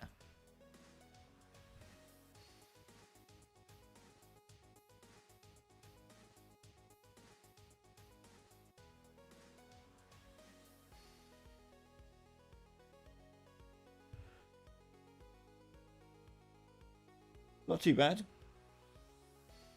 What do you think of this in chat? Do you think this is decent enough? Now let's see what happens when you have multiple objects in the way. What do you think? What do you think will happen? It does it for the first one, but not the other. So that's what I mean. You might have to do like an array. Let's also speed that up a little bit. So let's go back to this. This delay is too long. Let's do 1 second.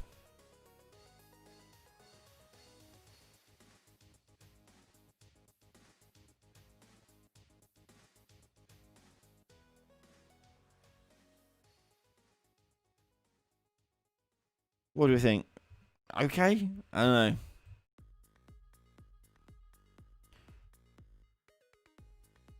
What I'll do is I'll also put this code base onto my Patreon for my gold members. So if my gold members are watching, you want to carry on this on and try and play about with it and see what we can do with it, more than welcome to give it a shout. I'm thinking that this would be better served as a... Why is that so ropey? As an array.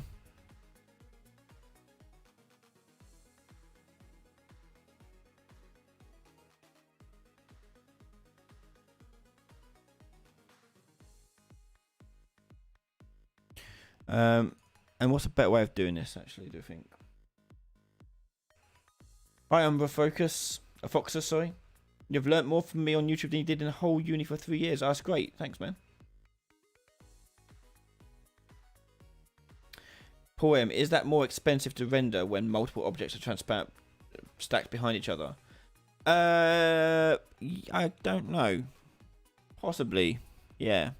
It would be very rare occurrences where it happens, because you should be designing your Diablo-like levels to not have too much of this.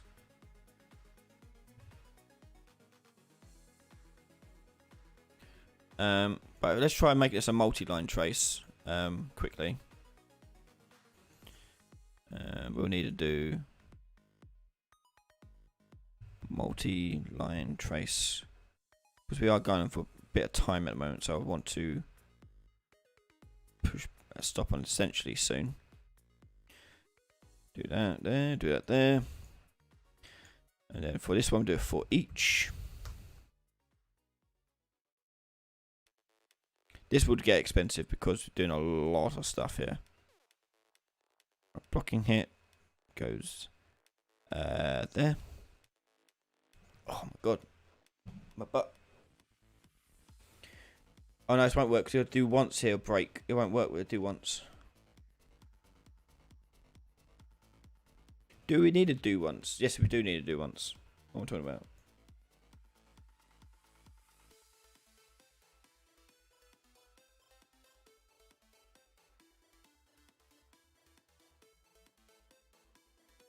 A map, yeah, a map would be quite good, yeah. Okay. Yeah, let's do a map here. I don't know actually. We need static mesh component. I don't know if these can be. Yeah, it can be. Sweet. And that would be a material. Be a material interface.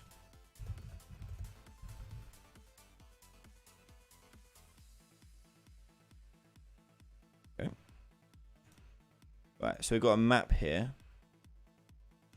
And this would be faded map. Okay.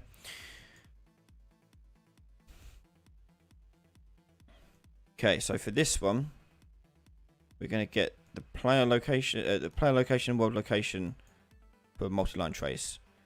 An array for the line trace.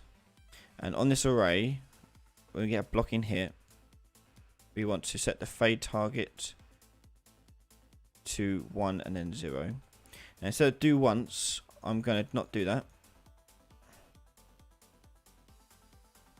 Instead, we're going to do a check in our map here.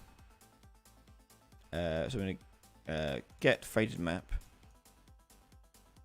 And we'll do find. And we'll check.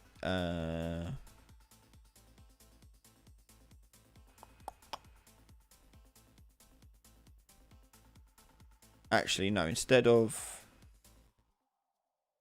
Oh, my head.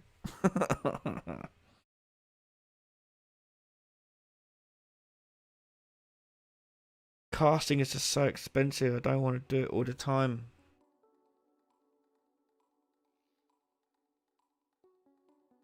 Yeah, Shane, I know it's a bit janky, that one. So I'm currently going to be doing it again in FPS RPG series on Patreon. But I will also be doing another equipment series where I'll do it a bit better because I don't like it at all, that one.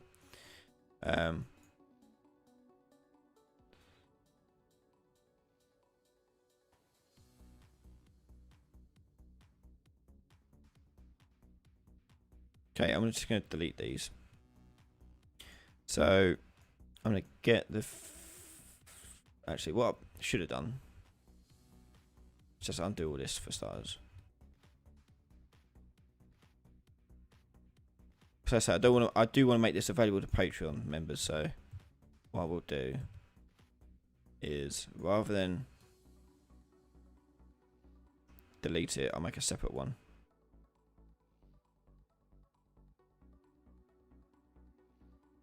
Okay. So do have a custom event. Check multi. Okay. Copy that. Put it down. Multi-line trace by channel.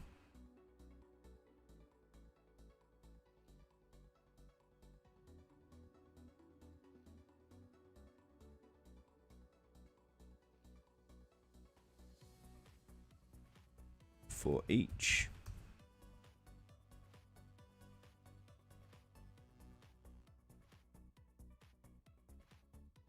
We'll just run a fade map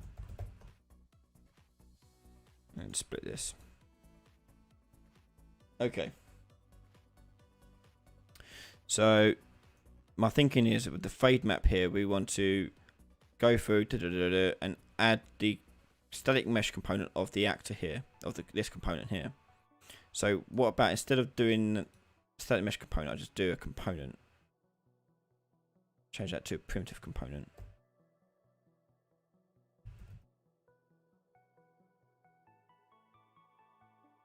Okay, because then I can go in here, get, and I can add the loop body. So the key for this will be the primitive component, which is this, and the asset we want to add to it is going to be the cast static. Oh, I can't just get the material, can I? Get material. Oh no, I can. Ah, ha ha ha ha. Sweet. There you go. Saves us doing casting. Okay. That's brilliant. That's good news. Okay, so we've got that, got that. Okay, so that adds it to that. So add will just override if it already exists. If it doesn't exist, it will add a new one. Then we want to, what do we do next? Get that, store that, done. Create dynamic material instance. Okay. And we're going to assign it to that. Okay. So once we've done that, we want to then, on completed here, take our fade map, get keys. Oh no, just type in keys.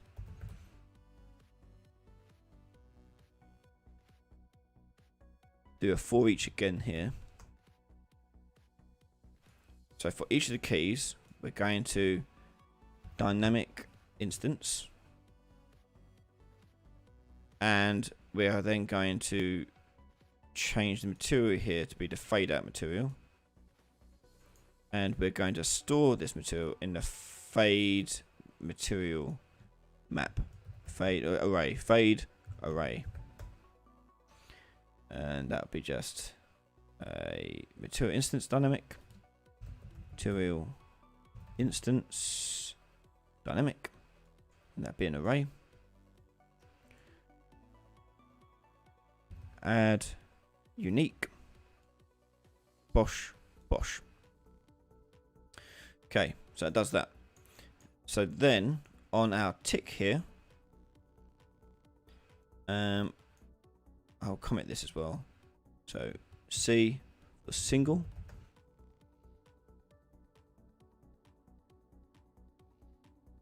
and then we'll do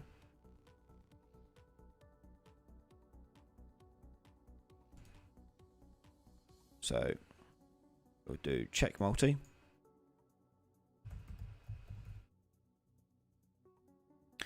and on the check, after check multi, we are then going to have to get the fade map instance. Okay, so get the array, do a for each,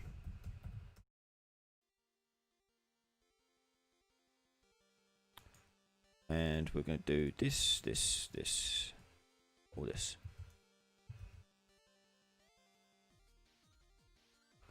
Okay. Oh, it goes there. And it goes there. Okay. Then we need to get the fade target. So the fade target is going to come from over here, and we could do that here, I guess, and completed. No, because we don't know if we're going to always hit it. So multi-line trace.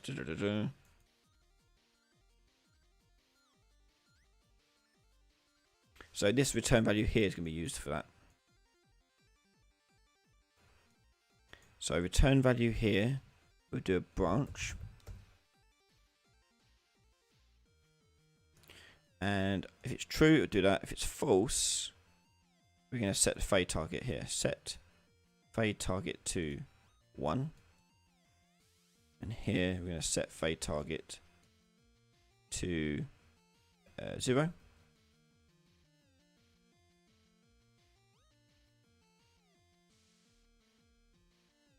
You can only transfer between blueprints if you have the specific address. These are references, okay? So you need a specific reference to it because they're instances. So you need to know exactly which one you want to get. The whole point of casting is that you don't, if you've got a generic reference, you want to be a bit more specific with it. And that's when you do casting. So yeah, that's the only really way around it. Get either the specific reference or you have to cast. Okay, so we're going to check multi for each one, fade target. But how do we make it so we do that and then we want to set back to its original material, don't we?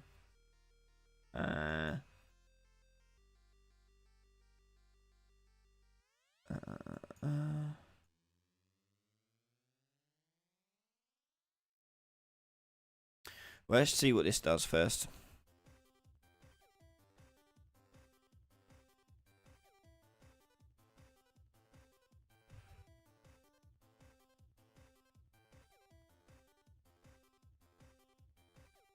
No.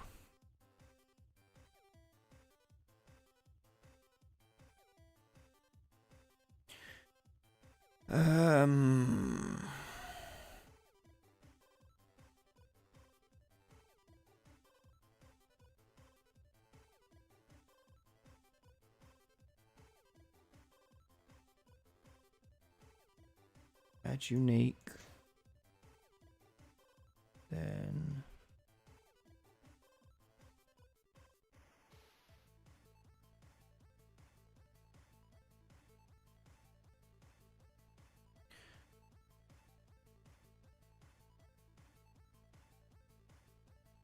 Okay. So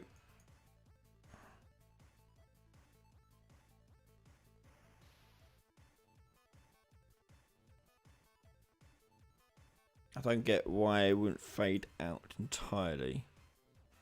So it's getting as far as creating an instance and adding it to it. Then it's going up to here. And for each item in the array,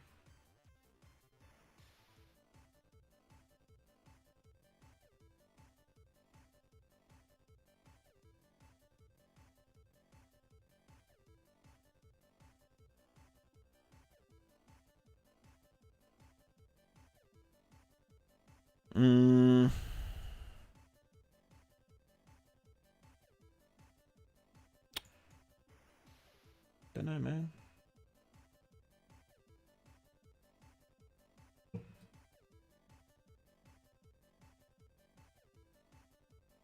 Yeah, sounds correct, Paul.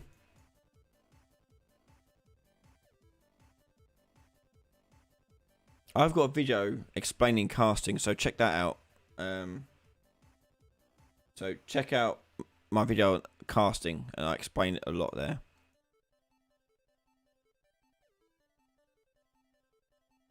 So I'm doing multi-line trace, branch, da, da, da, da, da. Okay, I think it's because it's... Oh no, but this one is sort of half and half. Why is that fading to 0.5?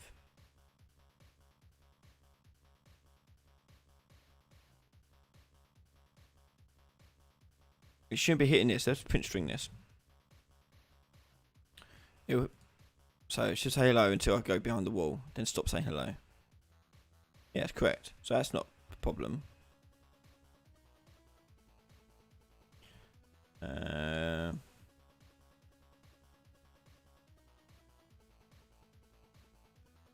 this should only be doing it. If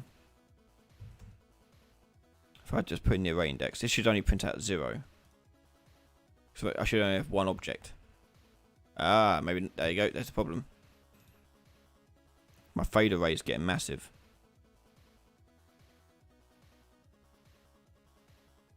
So my fade array is here. We're going through this thing here. Fade map, fade map. Okay.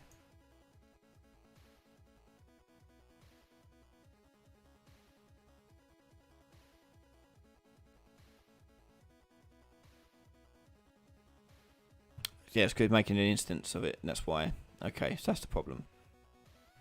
I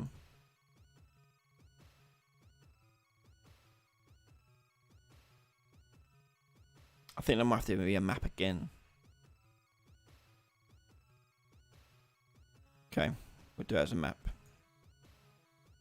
I have to take this out a second and change that to a map. So this is going to be, again, a bit similar to the fade map here. So it'd be the primitive component. Primitive. Can't type. Primitive component. And then here will be material instance dynamic. And compile. So on the fade map, we're getting the keys. And for each key, we're going to create a dynamic material instance. And then we're going to go to our fade array map. It get very confusing. And then we're going to add the key for this. It's going to be the same as this here. But the value is going to be this. And that goes there. Then up here, we're going to get the fade array. No, not get keys.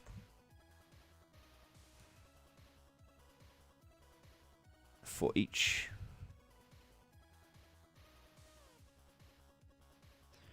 And for each one, we want to find the value of it. So trade array. Find. Actually, no, we don't need to do. Just need to do the values, don't we? Do values.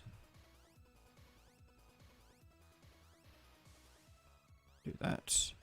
Do that. And then do that.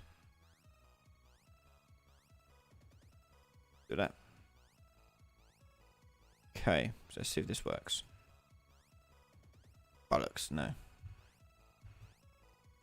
Okay, has that got the same issue here? So if I print string this, index here, again, should only have one option in it.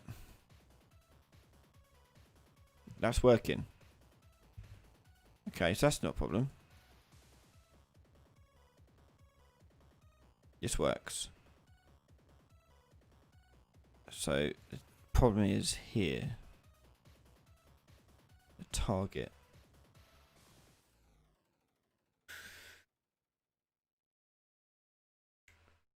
Create a new dynamic instance.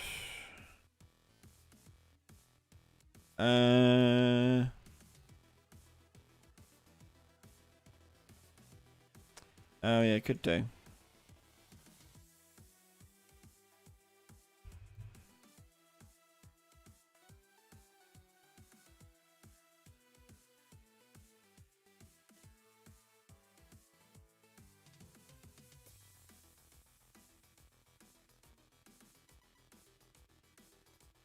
False.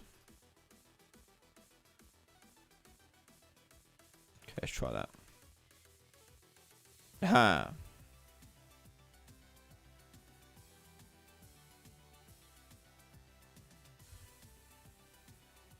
Okay, just need to get it back to its original material now, though.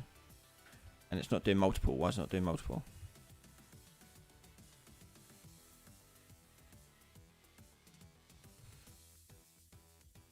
Oh, maybe it was. I don't know. No, there you go. Okay. I think it's because the line trace is going to the actor's origin, which is at its feet. So if I just raise the trace of that, so the mesh, we'll go.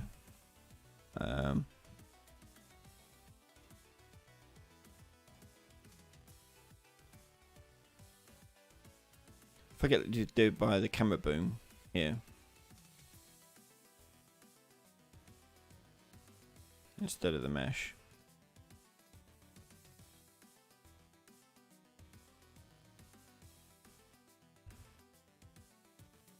Again, no, that should be triggering that one as well.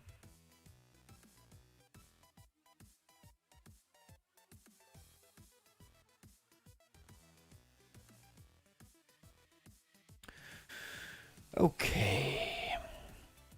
So on the multi, it's doing this. Check. Okay, so I want to check if this already exists. And if it does exist,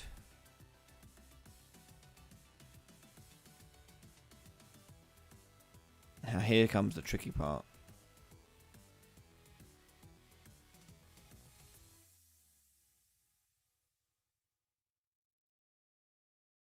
So the problem is the fade map. I need to check whether or not the thing that is currently being, maybe make a new function or a new event to clear the fade map to check if they're still colliding with it. I think that might be the best thing. Right, check for clearing. So again, we want to do the same line trace stuff.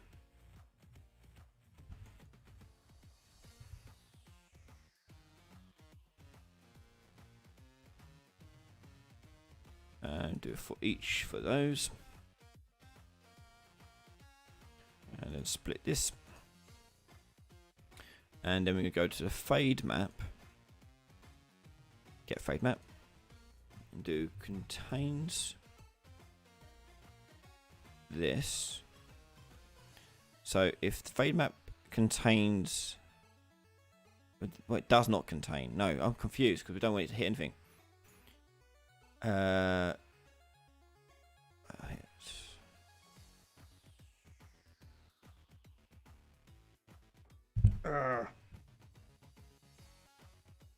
Right. Okay. This will probably be a function, not an event. So we need to get the keys. Loop this. This is not a nice way of doing this. I much prefer doing this in a different way. So for each loop, all the keys. And then we need to do a manual check for each one. There's not any of these. There's not, does not contain, isn't it? No, it doesn't work either.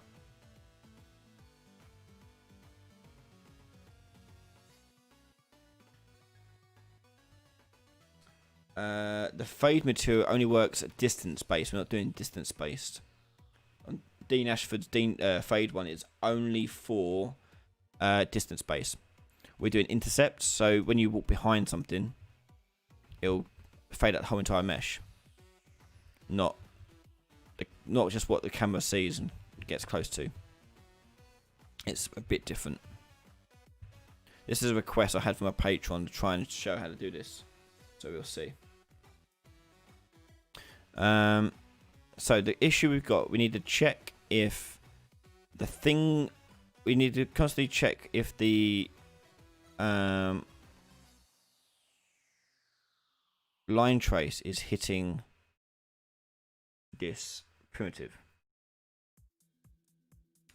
How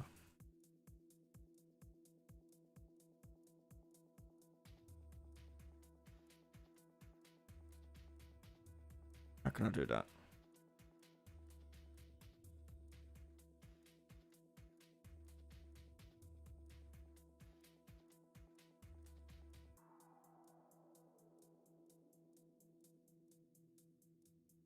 Yeah, so we've got the hit component. We've got the hit component stored in this fade map. What we'll need to do is we need to check for clearing. There's no way of saying.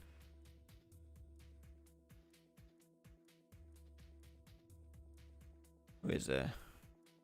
Like, for me, there's no way of. At least I can see no way where you can say do a line trace, and when that line trace is ended for that particular object to do something, where it's not colliding with that object anymore. So when so I could do a line trace again here, but I'm doing a line trace, and if I want to check it doesn't contain it, I can't check that because this hit actor is never going to hold the thing I want to check, because if I walk away from it, it's not going to be that. That makes any sense. So you're basically saying,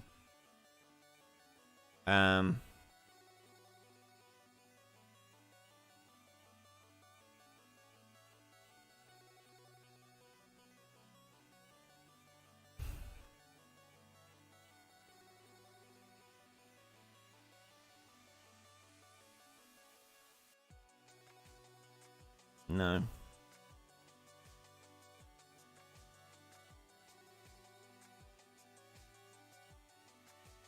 Add an array on detect and check every couple of seconds.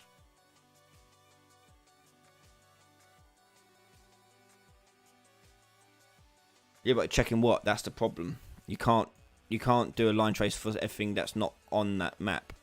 This hit actor won't exist. So if I want that wall, for example, the wall's added to the map from the other hit trace. Now I do this other line trace to check if I'm clearing it. I'm doing a line trace out and it doesn't hit it. So how can I check if it doesn't hit it?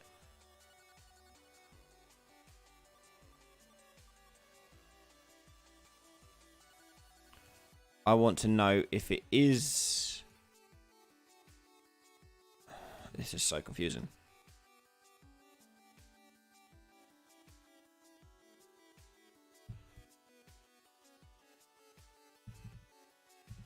It doesn't have this 1:15 in the morning.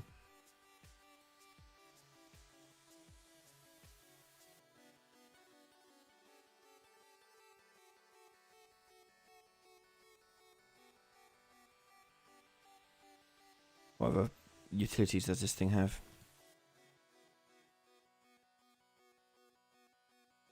See, I want to remove a key eventually, but I need to know what one I'm removing.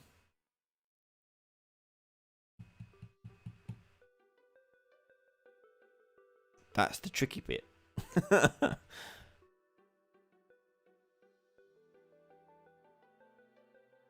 Mike, that's perfectly okay.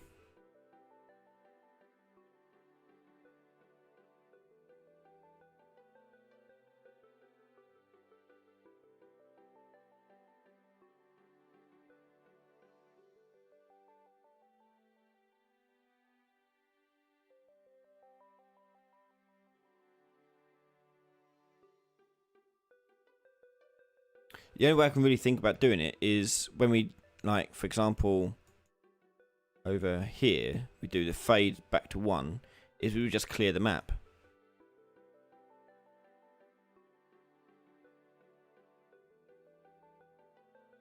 But doesn't reset the bloody things.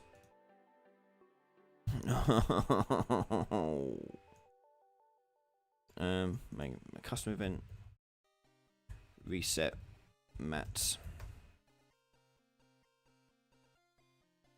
Get a fade map. We need to do this eventually, so I might as well just make this thing up. Get all the keys. And for each.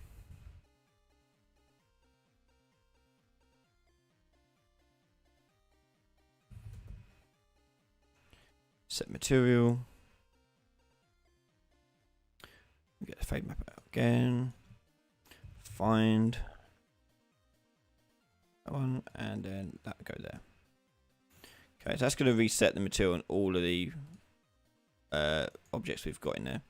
And what I could do then is remove that, I guess. Remove at the end of that. I can remove that from there. So I'll do all the ones I want to clear. Okay, so I can, at the end here, I could just do reset. Okay, reset mats. But what that will do is, I'll show you. So it does that, and it should reset. Not doing it.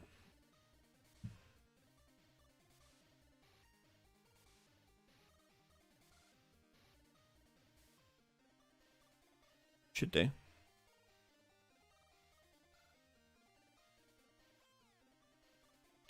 And then clear the fade array. Oh.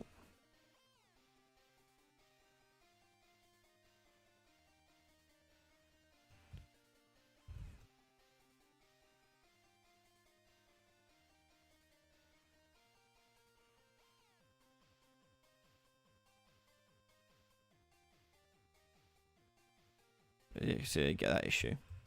Fade array doesn't.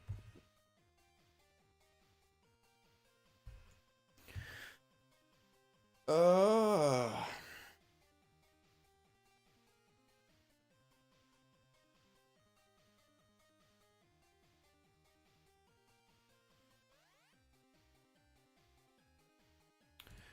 think we'll have to leave it as the singular one first, and I'll continue working on this when I can.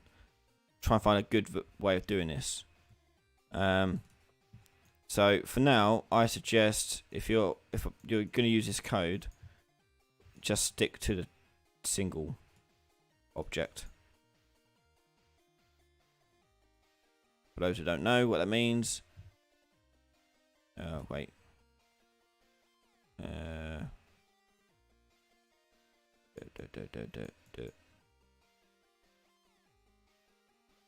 Why is it not working now?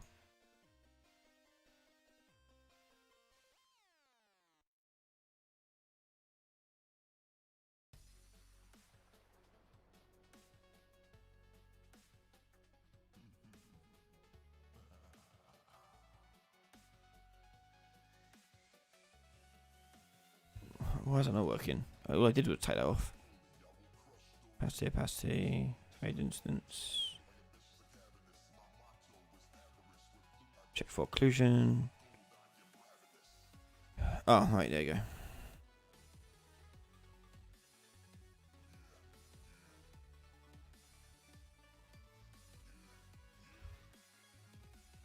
So that's the closest we've got to it. But as I say, don't do multiple. Yeah, so you can still see it blocked there.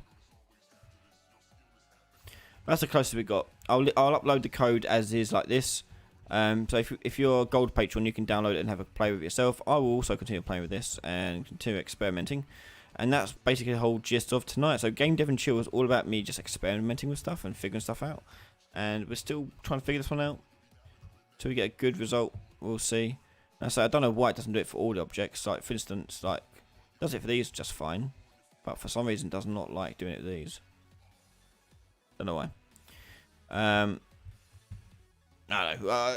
I'm sure there's a better way of doing it. So I'll experiment, keep playing with it, and if I get something good, we'll have a much better time. Okay, that'll do. I'm tired. I'm going to bed. So thank you very much for checking us in tonight. It's been a long one, but thank you very much for watching. Thank you very much for subscribing, and thank you very much to all my patrons for their continued support. None of this would be possible without you guys, so thank you again so much. Reminder, if you want one-to-one private sessions, I'm offering them now. You can find out details on my blog. September is all fully booked, but there are slots in October. So if you want an October slot, book in now before they're all gone.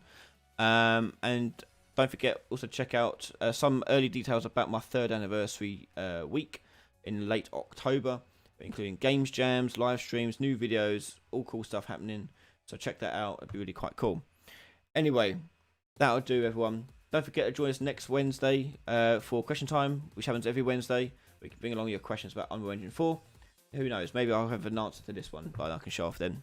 Anyway, thank you all for watching, and I'll see you all next time. Bye, everyone.